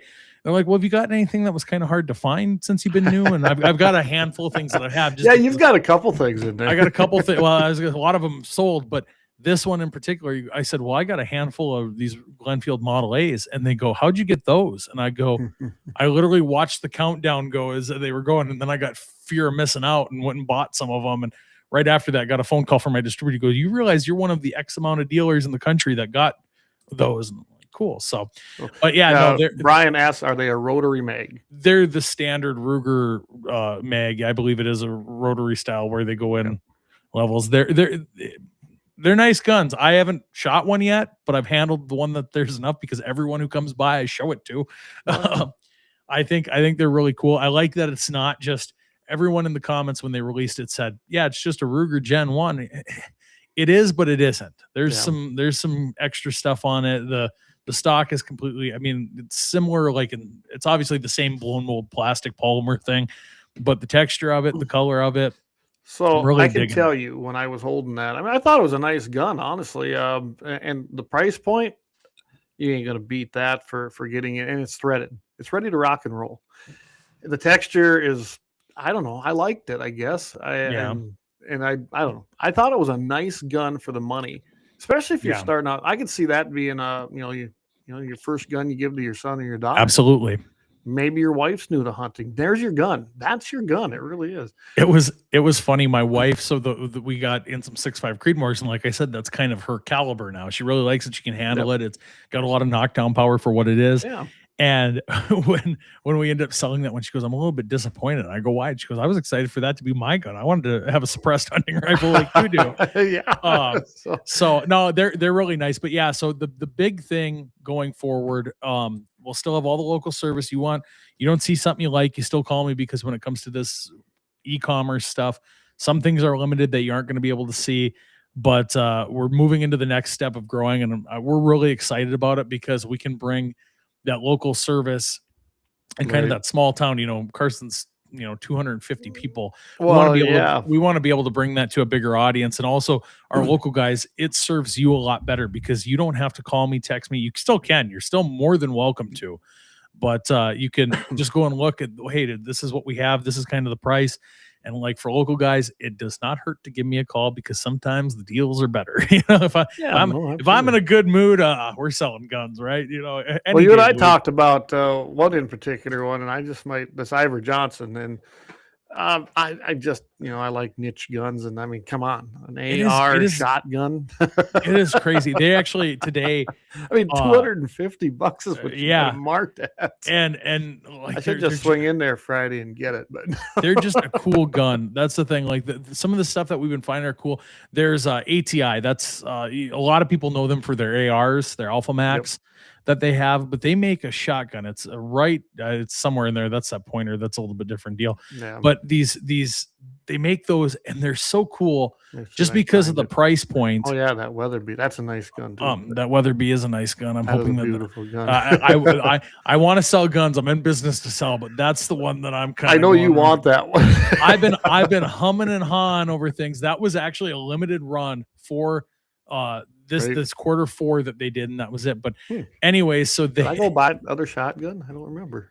Go up there, right there. There it is, at right ATL there. Cavalry. So what's cool about that is it's a 12 gauge over under shotgun that has ejectors in it. So you crack it open, it shoots them over your shoulder. Like I have I have one that I bought for myself, and then I have one that is the precursor to this gun where it just has the ejectors. And we have been super impressed by it. I actually had a phone call with ATI. American Tactical is the company yesterday and today about becoming a stocking dealer for them, because everybody that we've got hands on their products, they're a little bit lower cost, right? They're they're imports and all that, but they are really like what they're putting out for the price point. You can't go wrong. They're good truck guns at that price, you know. Oh yeah, that's just it. That price is just insane on that. Yeah, I mean, they're really good stuff. So I guess for us, It's a nice looking gun. A lot of this stuff, I mean, it's going to be big because this is what you're seeing that I have on hand in our stockpile here right now. But in the future, you'll be able to see anything that you can order from us, anything, most anything that we can get in. It makes it a little easier when it's local. You know, there's other things that I can get you that I can't put out there because of, you know, certain brands have limits and stuff, like Browning and Winchester have a limit of what you can put out there, or certain optic brands. But it's still about giving that hometown feel, but giving you the opportunity to buy anything that you could buy anywhere else on the internet, you know, and make it still a local business that can service you, that you can come and pick it up. And you know, if you have questions, comments, you want to scope mount it to it, whatever it may be, we can help you out. So that's the big thing, and kind of our dedication to service and all this. Well, I think Dougie's going to buy this Beretta. He says, to be fair, I have yet to be a Beretta guy, but I'd need to be convinced. But at that price, I'd give it a try. There you go. You know where Carson is. I think Beretta. Beretta one, they're celebrating what is their 500th anniversary. I think that's their big thing. Yeah, this year, and they've introduced a lot of cool things, and they're talking about their history and things.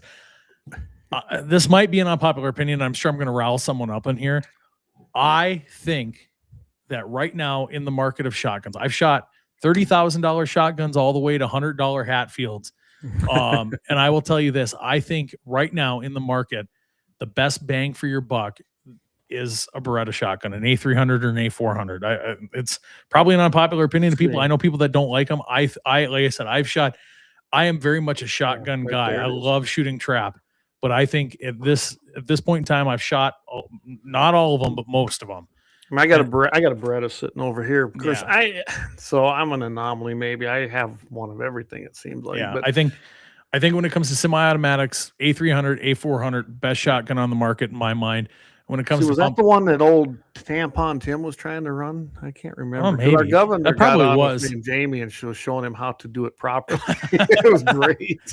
I think Kelly on again. I think those are good. I think pump shotguns right now, you can't beat Winchester prices right now on pump action shotguns. If you go look, anyone out there, even on our website, there are some good deals to be had, especially with some of the rebates that have been out there. Doug, get an A3. I waited a long time. I went to all the shooting demos and all that, the big box stores when they do the demos and brands and all that.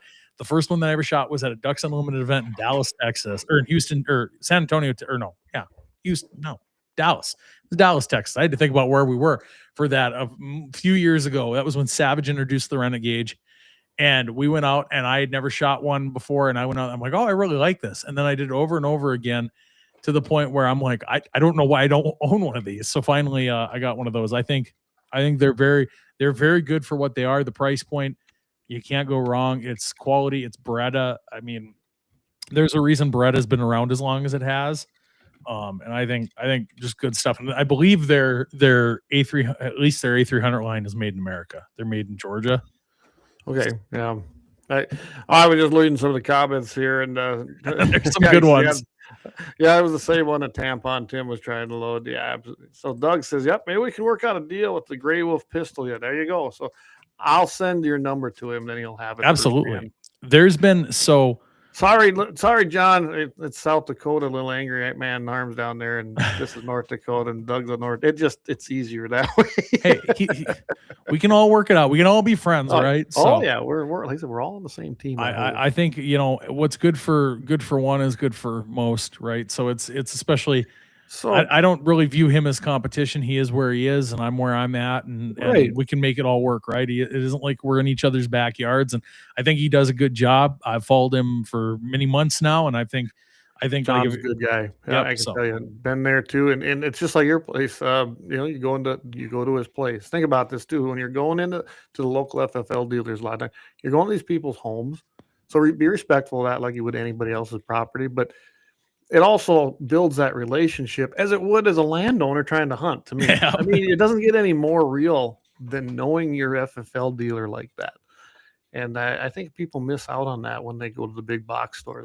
They just don't get what that's about either. That's my opinion. There's a lot of, like, obviously being a gun guy, you go in, like, a lot of guys go into all the stores, right? You go in the big box stores.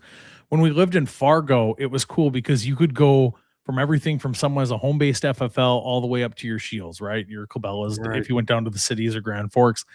And it was cool to see kind of the different vibes of it. There's one store, I'll shout them out, Outdoorsman in Fargo. And those guys, you know, they're they're like you, me, and everyone else in this conversation tonight. They're very passionate, and I gotta give them a shout out. I took a lot of the mentality of how we do business from the way that they do business because of how helpful and how just their mentality towards guns. It wasn't Right. like, oh, this isn't good enough because you're not buying, you know, a $1,200 rifle with a scope and all this. You know, if you went in there and said, well, I'm looking for a $300 Savage, you know, they weren't looking at you sideways, or you're looking for, you know, a $299 Beretta pistol or Very Taurus or much something like commission on those. that. Yeah. Like I said, at the end of the day, the nice thing about this is, like you said, we have day jobs and things like that. What's really nice about our business, since I got my wife on board, talked her into it, right? And she actually, up until very recently, I'd gotten a lot of the guys who have FFLs, that have concealed carries. And in North Dakota, when you have a concealed carry, it makes the whole process a little easier. She was the one that ended up having to do all the next checks and all that, where I just had to go in the North Dakota system and make sure their concealed carry was good. So I think it was like right before I had one come in, and I'm like, oh, I actually have to run a next check. But we're very welcoming. We're here most of the time. If I'm not here, my wife's here. And both of us could take care of your needs. I mean, when it comes to these guns, we were both very knowledgeable. She knows how to do the paperwork, and it works out because then pretty much any time, the real thing is there's a lot of people around here, farmers, ranchers, people that work up in the mines and the oil field that might get home, you know, 9, 10 o'clock at night. We actually had a guy come the one night at 10:30. You know, he's like, are you okay? And like, can I come pick up this gun that I want to buy? Absolutely. Come on by. You know, I'm sorry. He was working in the field. They were combining. He got done. He goes, is there any way I can pick it up? Absolutely. That's what we're here for. Well, you know, it's just like John down there, Little Angry Man. Very accommodating. You were the same way. Very accommodating. We worked out when I was going to be up there, and it worked out great. Yeah. Same thing that John's playing. Well, David's the same way over there at 1760 over in Mandan. You know, like I said, you guys this isn't your full-time job. So, you know, there's going to be some scheduling involved, but there's nothing wrong with that. And like I said, you genuinely find out, like you and me, we sat there then and BS for I don't know how long. Yep. And I got to know you. And to me, that's just part of the process. I've made more friends in hunting and shooting than probably anything. Well, it's just like these programs that you guys do. It's like-minded people. Like, you're not going after, you know, the Karens from Minneapolis, right? You're not going for those people. You're going for like-minded people who want to see this. And usually if you get into the thing where, you know, you're a gun guy, you're a hunting guy, you're going to find like-minded people, especially at those places that aren't selling Fitbits. And you know what I mean? Like, that's kind of the problem with big box stores. You remember back in the day when Dick's Sporting Goods came into Bismarck, they sold firearms and all that. Well, their business mindset was a little not so pro 2A, different, we'll call it that. And they got rid of the guns and all that. It shows where they're like the Lauer Auto thing says, you want to do business with someone who has the same mentality as you, has the same values. Absolutely. So it's important to support those local businesses, whether it's me, whether it's, you know, John, whoever it may be. You need to support them because really like this here, okay? Horton LaserCraft, they live literally about maybe 6 miles from me here, and I got to know them. We become very good friends before we did business together. And then I say, well, why don't you come on board? I started doing he's a veteran. His wife is a veteran. They're fantastic people. They're 2A, I mean, to the core. and their ideology aligns with the same people we all hang out with. And I'd rather do business with them people. And they do shoot me a really good deal. And those are some pretty sharp looking tumbler. You know, oh my goodness. This is like one of the only times that I've sold something and someone brought me a gift, you know. Like, I got one of those and I just love them. They look sharp. I know being in the industries that I've been in the past, you know, a lot of people who do that kind of stuff. And there's a difference between someone who knows what they're doing and someone who doesn't. And looking at the product that they've put out for you guys, it looks so good. So you'll love this. Now I'm getting pins made in the same coloring. I didn't even know they existed. I'm not saying I'm a snob or stuck up, but I like classy things, and these look classy. And by the way, John, down there in Trail City, I have one of these for you. We kind of are basically out of them. I made a new order, so I'll have one here in the next couple weeks from my sponsor, my other two sponsors that don't have them yet. There, I wouldn't got you in trouble, huh?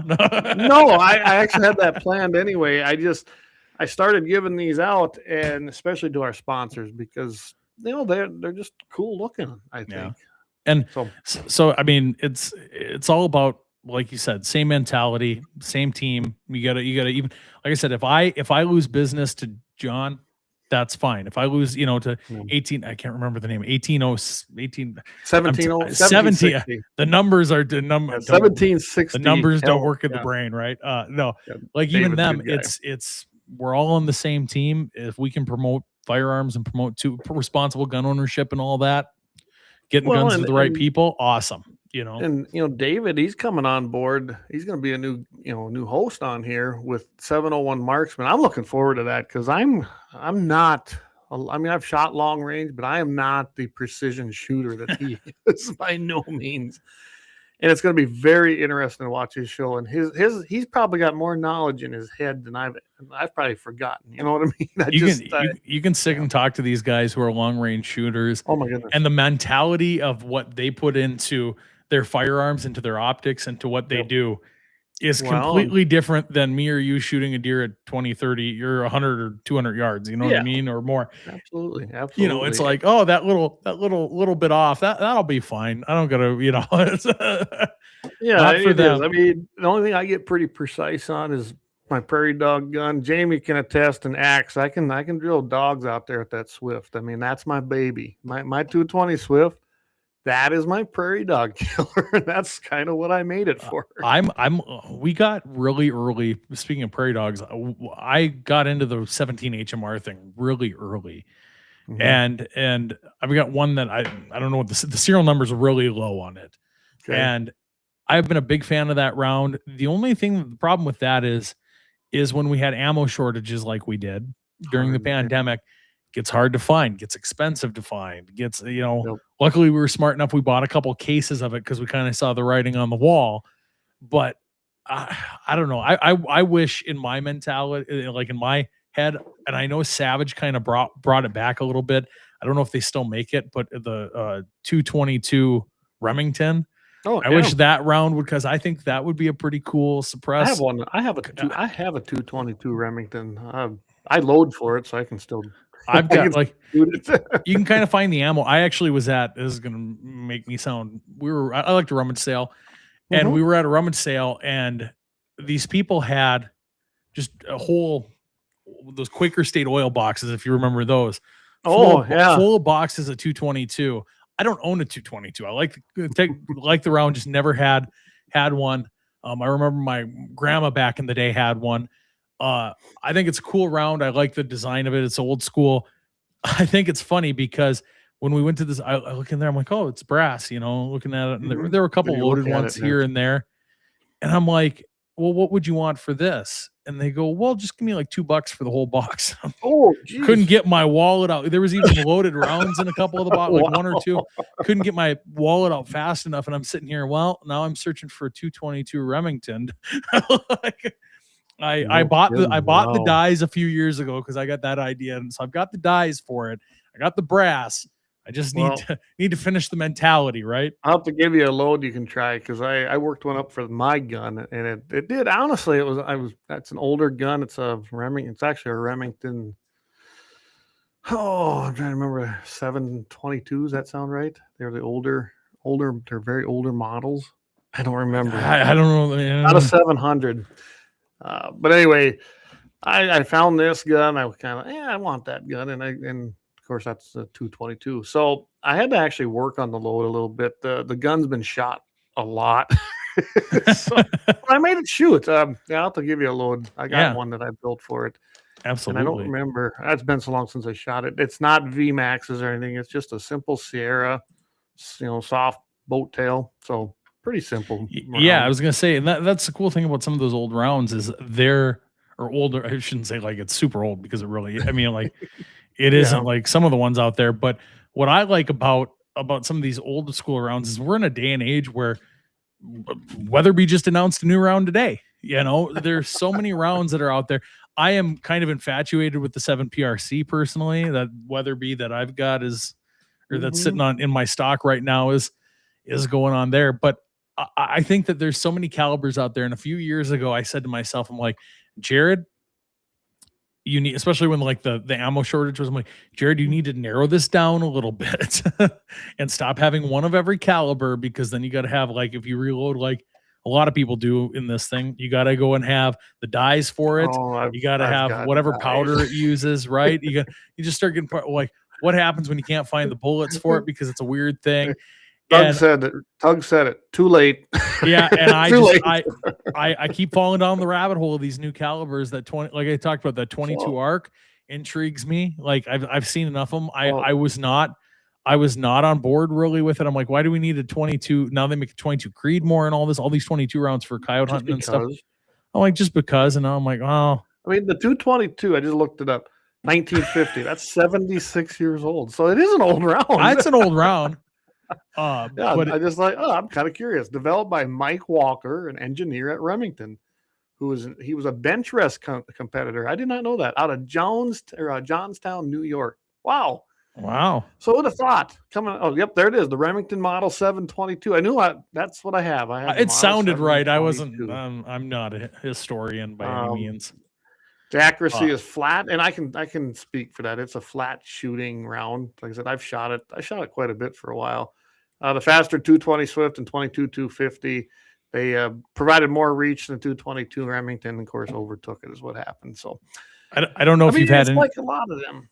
I don't know if you had any time to look into it today, but the new Weatherby 25 Weatherby 25 Weatherby RPM, their new round that they came out with today. I've been busy today. They've been there's a lot of announcements coming out and a lot of things that are kind of behind. Fast Twist 25. Ooh. Yep. So it's going to be available in 17 different rifle models.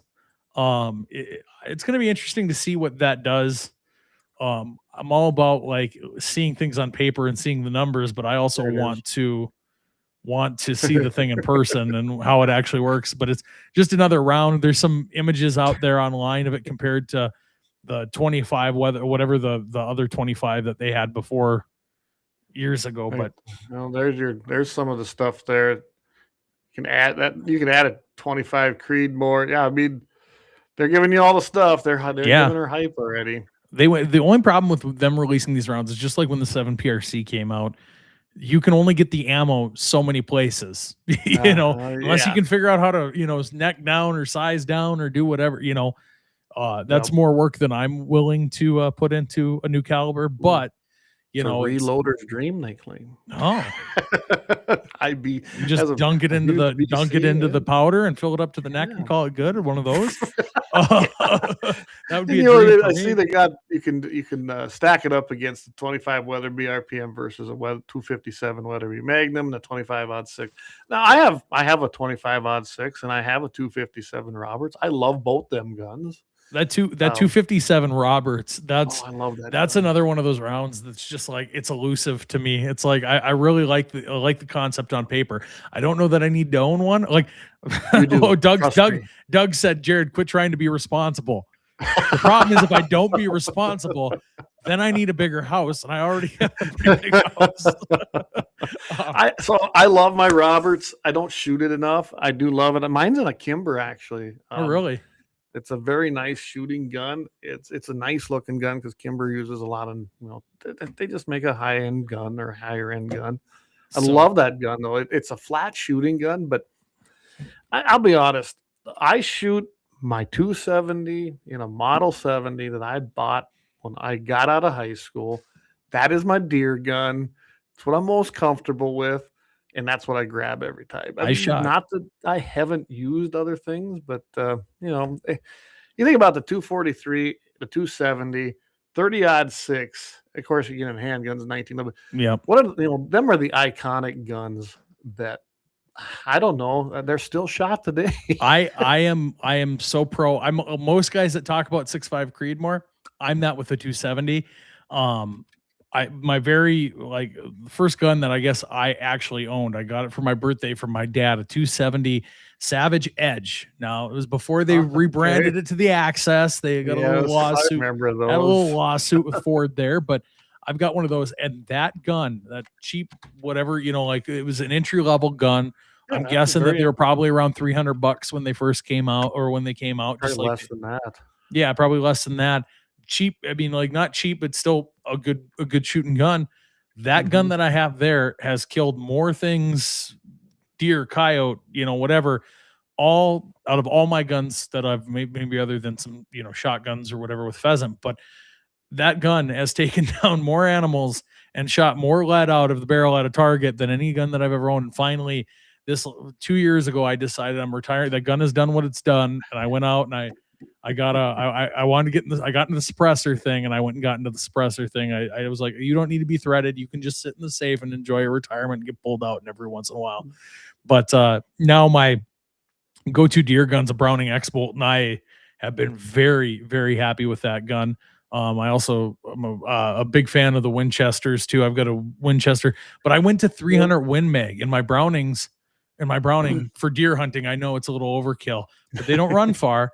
A 300 Win Mag. Eric, I know you're listening. Tell him it's not overkill. He uses a 300 Remington Ultra Mag, so you're good. I've got a 300 Win Mag, man. That's quite the gun, But since you reload, you can lighten them up a little bit, and to the fact that this year my buddy that I was hunting with went to me and goes, are you still shooting that 300 Win Mag? It didn't sound like it. Even with that suppressor, it should have been louder than that.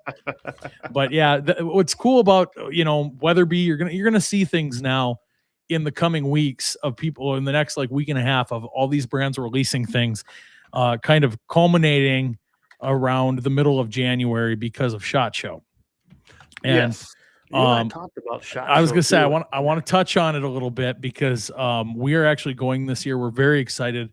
Well, I'll tell you what, we're about 20 to the top of the hour. I'd like to keep it under right at 2 hours. Yeah, so we can do that. Let's take a quick break. Probably our last one for tonight. I'm going to do it. If you haven't noticed, everybody, we've been gone for over 2 weeks, so I've been playing the big ones. Everyone's getting a little extra play time, and they should because we can't do it without them. But we're going to take a quick break. About 4 minutes, and we will be back. And let's go. Let's just transition right into SHOT Show, because you and I talked about that when I was up there, and I have yet to make SHOT Show, but it's on my list. So we'll be right back.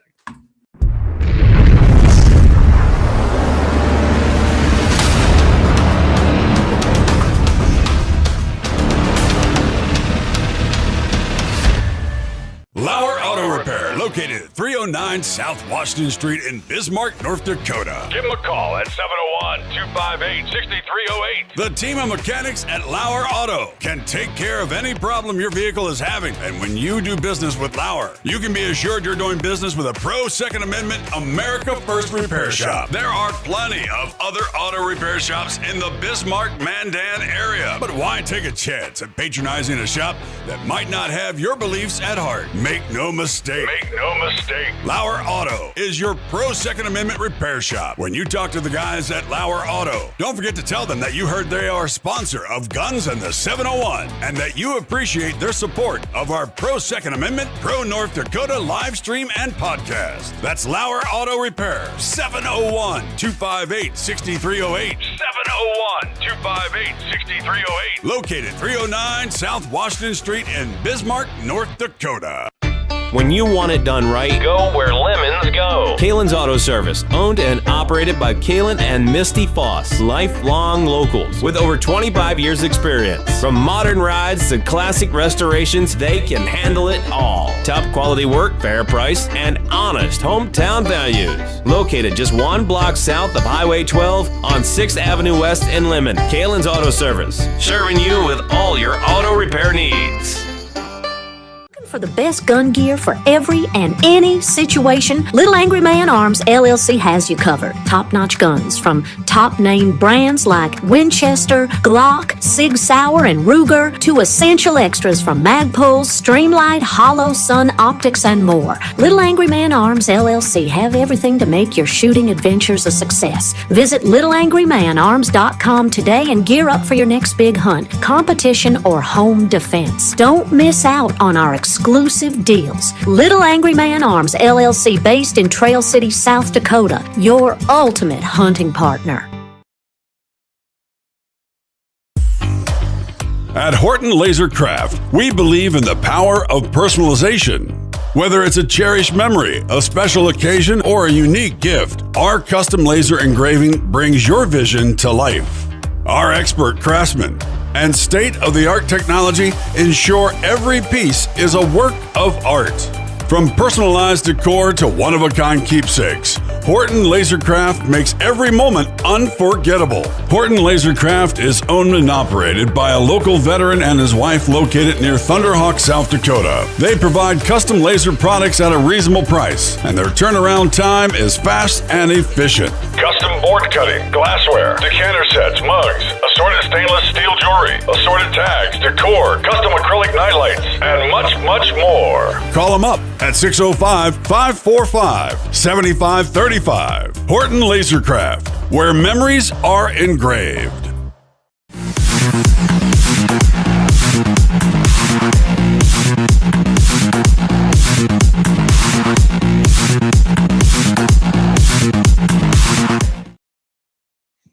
All right, we're back. So while we were out on the break, I had to go get them. Now, hopefully we don't get nixed by Kami too, but so, here is a 223 and a 222. As you can see, the case is actually a little bit shorter. And I knew that when I was reloading them. This one here, though, I made these actually for prairie dog shooting. They are a 55 grain Hornady, but they're a hollow point.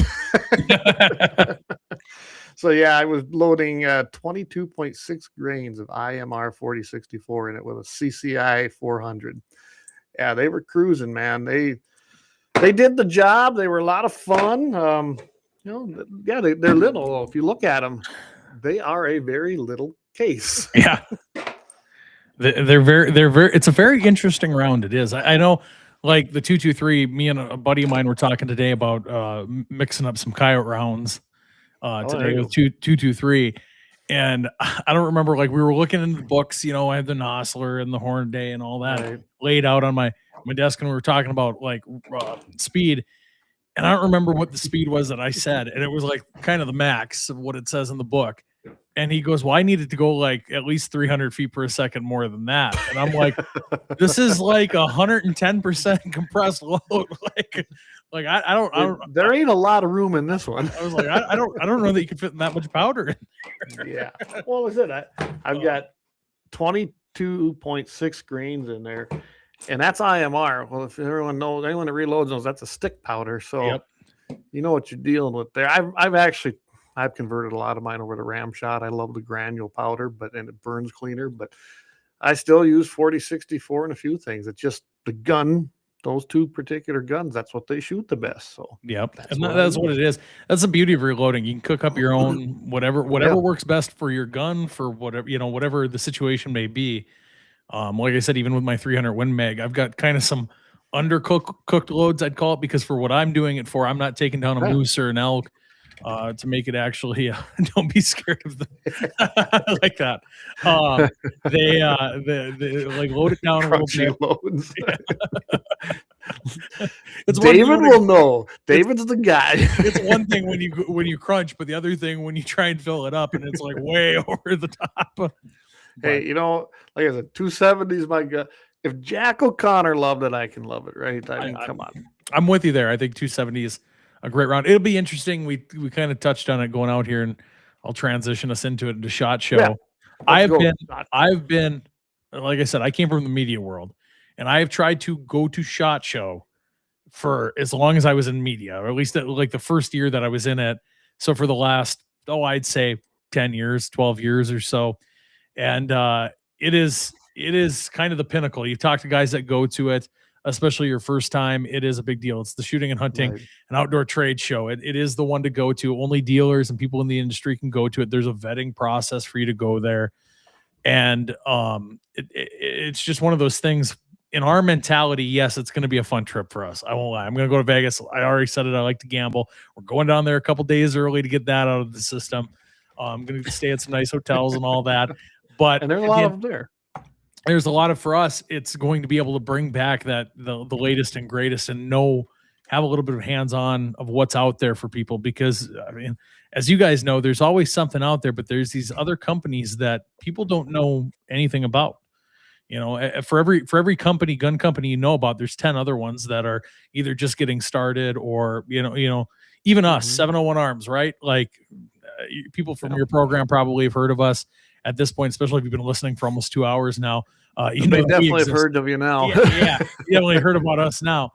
But like for a lot of the general area, I just had someone in my office today going, "You sell guns?" Yeah, sell guns. Been doing it since August.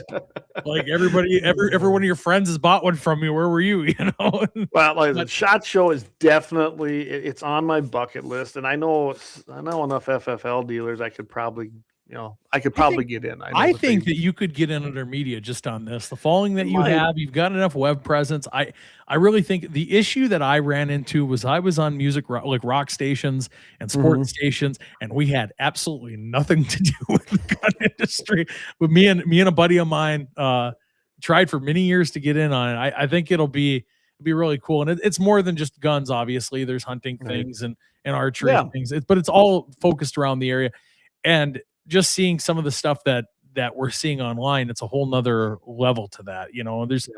There's things. So it'll be really cool. I hope that I can be a part of your guys' show and kind of give you some updates of what we saw. Oh, yeah. Well, sure. Like you and I talked, after you go, I definitely want to have you on. It won't be right away, but hey, what's that? I think I said, hey, absolutely. Yeah, we'll have you on there and then give us an update for sure. I mean, I know several people that go every year. They say it is something to do. Just go once in your life, just to go to it and see what's there. I can't imagine. Every instance that I've talked about it with people that who religiously go, it is there. You go. John's got the hookup for you. Sounds good, John. We'll make that happen. Well, like I said, you can take one of the guys. John can take me. Yeah, I hit him up today. I was really hoping he was going. We haven't met in person yet. I reached up, I'm like, hey, do you go? Like it seems like he's got enough going on that would be a nice little trip, and he's ditching out on me not going this year. So what's the dates again? The 20th through the 23rd in Vegas. Yeah. There's still time, John. There's still time for you to book a flight, get a hotel, do all that. There's still time. We can hang out down there. It'll be a good time. No, it's crazy because it's 16 acres of just of everything that we know and love. You know what I mean? Everyone who's taking the time to listen to this, you, me, and everyone on there. There we go. Right. This is something that's going to be, it's cool. And it's so much more than just guns too, because there are classes especially like for us, where we're a new FFL, we might not understand the ins and outs of some of the paperwork, some of the ATF stuff, because as much as you sit down when you do this and you sit down with an ATF IOI, you aren't learning everything. You rely on people like I've asked John questions, it's people who've done this before you need to rely on your resources. Well, some of that's there, and it's cool. They do like this. What you're showing there is kind of their after hours thing. They got socials that you can get with people. And Jason Aldean's Kitchen and Bar. There you go. It's going to be, I'm very excited. Like I said, it could be golf. That sounds fun. It could be the worst event in the world, and nothing was happening at it. And I still think I'd find a way to have a good time. But like you said, check this out. Atomic Golf. That just sounds. That's only.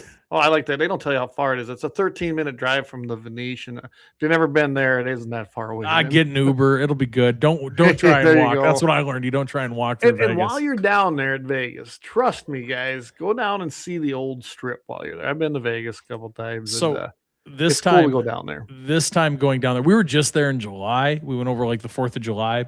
You know, what's more American than going to Vegas, right? Like, come on, like on the 4th of July. They celebrate pretty good. I bet. We went to New York City one year, and I was disappointed. If you ever, I know most of the people in this conversation are not going to New York anytime soon, but if you do go to New York City and you have the option to go and do anything else but the fireworks, go do anything else but the fireworks. We have better fireworks in North Dakota than they do. Anyways, but we were there one year, and I got to tell you, I love Vegas around the 4th of July. We've done it 2 years in a row. There's so much going on. The weather's a little warm, obviously. Yeah, little angry man. Yeah, I could say that you probably don't. You probably have a little bit too much fun down there. I could see how that could happen. But no, it's a cool deal. It's cool that's in Vegas. We were down there in July, and I may or may not have gambled enough that I got a few free hotel rooms. So we're actually splitting our time. This is the first time that we've done it. We're staying down in Old Vegas, down on Fremont Street at the El Cortez for part of the time that we're like the lead up to SHOT Show, and then during SHOT Show we're staying at MGM Grand. So we've never stayed at either one of those properties. Normally we're Flamingo and Mandalay Bay kind of MGM's people. Not bad. I've stayed there. It's okay. I think it'll be a good time. I mean, it can't be any worse than some of the hotels that I've stayed in traveling in other places in the country. So they're like any of them there. You've got your great fancy rooms all the way down to your standard, and some of the you get what you pay for. Just put it that way. I'll tell you that. Well, they're free. That's a little worrisome. Because if you get a free one, you generally have spent enough. You probably get a nice one. So, like, you can go. You were talking about buddy who could write off as gambling. You do that when you win jackpots usually, and I got a couple of those, and they're not like big jackpots. They're like whatever the threshold is over the years down at like Grand River and all that. But we went down there, and in the way that these big casinos like MGM and Caesars work, you can just go onto your rewards and see how much you've lost or won throughout the year, and it shows you your profits and loss statements like you would with any business. And I went on there, I didn't really lose anything. It was pretty much even for the whole trip. I just apparently I have potential. Okay. They always say that when it comes to gambling, it's potential. Apparently, I have the potential to lose a lot of money, and when I got to stroke you a little. When I went and like booked the room. They always say if you follow any of the Vegas stuff, it's like, well, when you get there, they might upgrade you. I didn't have to get there. They upgraded me as I was checking out to a 1-bedroom suite. And I'm like, oh no, don't bring any money back, money with, but no, I was quickly just looking here at the media credentials, previous media credentialing, of course, at one or more of the other SHOT Shows. That helps you out. Yeah. Do it long before the deadline, which was in October. So we missed that for that. Demonstrated record of print broadcast, a cable or web-based coverage of shooting, hunting, law enforcement, or a related activity. Well, we got that covered. You got that covered. We're good. SHOT Shows run for the benefit of shooting, hunting, outdoor, and law enforcement industry. Demonstrated record of reasonable objectivity, fairness, and balance in past coverage of the industry will be considered. We can check that one. We got that one done too. And let's see. No, they do not recognize Facebook, X, or Instagram, TikTok, or LinkedIn, or Snapchat, and certain other social media platforms as qualifying news outlets. Yeah, but you got a website that counts. We have a website that we've had pretty much since the beginning. Yep. So shouldn't be an issue as well. But I think, like I said, try it out. I think with you guys, I think you have enough of a following. Like you said, we were at 100 viewers at one point in time. That's bigger than some of them out there. The cool thing, and maybe John can, because it sounds like he's been before.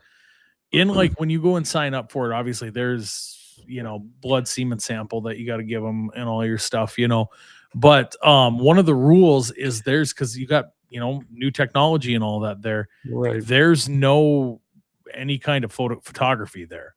So no, I've been told that before. Where if you're a media outlet, media outlets get special privileges where they can do that. Well, they do that because there's so many new things coming out that don't get released. I mean, they're secret. That's where they do it. And hey, we're showing everybody our new stuff. Then they'll go and do their media and release and big. I'm surprised Weatherby didn't hold off. Really, in all honesty. I think they're trying to get ahead of it or something. I'm not sure. It's weird too because, like I said, Beretta had a bunch of announcements today. too. It's weird that they did that now, but I guess, hey, whatever. It's their marketing. One of the comments here, Brian's absolutely right. And he said, the Gangster Museum. Yes, go down there to the Mafia Museum. It's in the old post office in the old downtown, basically, of Vegas.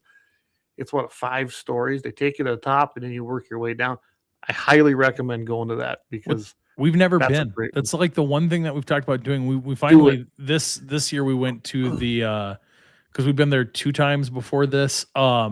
We went to the Neon Museum, which I guess if you know kind of the history, you probably should start at the Mob Museum and do some of the other stuff and go there. The Mob Museum is great. But I'm telling you. It was so cool to go there at night. But like I don't we know a lot of the history, but you don't know enough of history about these casinos. So then it's kind of hard. Yeah. But yeah, it's really cool. The other one, if you're in Vegas, so I'm one of those people that doesn't fly. So we drive down there. It's an 18-hour drive from Carson.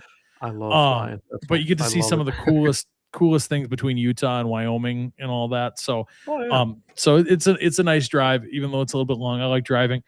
But one of the cool things about when you come to Vegas, if you can drive, obviously Hoover Dam. The other one is there's the Clark County Museum. And if you ever watch Pawn Stars, they had a guy come on Pawn Stars that was from the Clark County Museum. It's actually a really cool museum. Doesn't really cost a whole lot to go to. And it breaks down just the history of basically kind of the same thing. If you like history and you like how this, we're going to call it a social experiment that is Vegas got started, they've got a lot of cool stuff there. So no, it'll be a good time. We're really excited. I love the idea of being able to bring back more knowledge. We're always looking to help people out, and knowledge is power. And that's one thing with all this new stuff, to try and grasp your mind around it. You got to be at the place where it's at. There's a trip, David and Leon and Jamie and Axe. We could take a road trip next year, go down to SHOT Show, but we're going to take a detour a little bit, go into New Mexico, hit the Whittington Center, then go to Vegas, then come home. Only 574 miles in between the Whittington Center. If you don't know what the Whittington Center is, I've been there a couple times. That's NRA's huge one out there in New Mexico. That is just, I can't even, you love to shoot trap. That's heaven for trap. So, well, I'll tell you what, we are at the top of the hour, and I know we could go on for another hour. Oh yeah. We can have you out again. Is there anything you want to tell everybody? Check us out on social media. We're on Facebook, Instagram, all that. Find us at 701arms.com. And like I said, if my number's there, literally whatever number's on our website is my cell phone number. Call, text, whatever you need, we'll help you out. Yeah, right there. 701arms.com, guys. I highly recommend it. Of course, go check out all our great sponsors: Horton LaserCraft, Little Angry Man Arms, Lauer Auto Repair, and Kalon's Auto Service. We can't do it without these guys. Everybody, thanks for tuning in tonight. Fantastic show. Thanks, Jared, for being my guest. And let's do this again. Absolutely. Have me back anytime. We'll chat. All right. God's blessings to each and every one of you guys.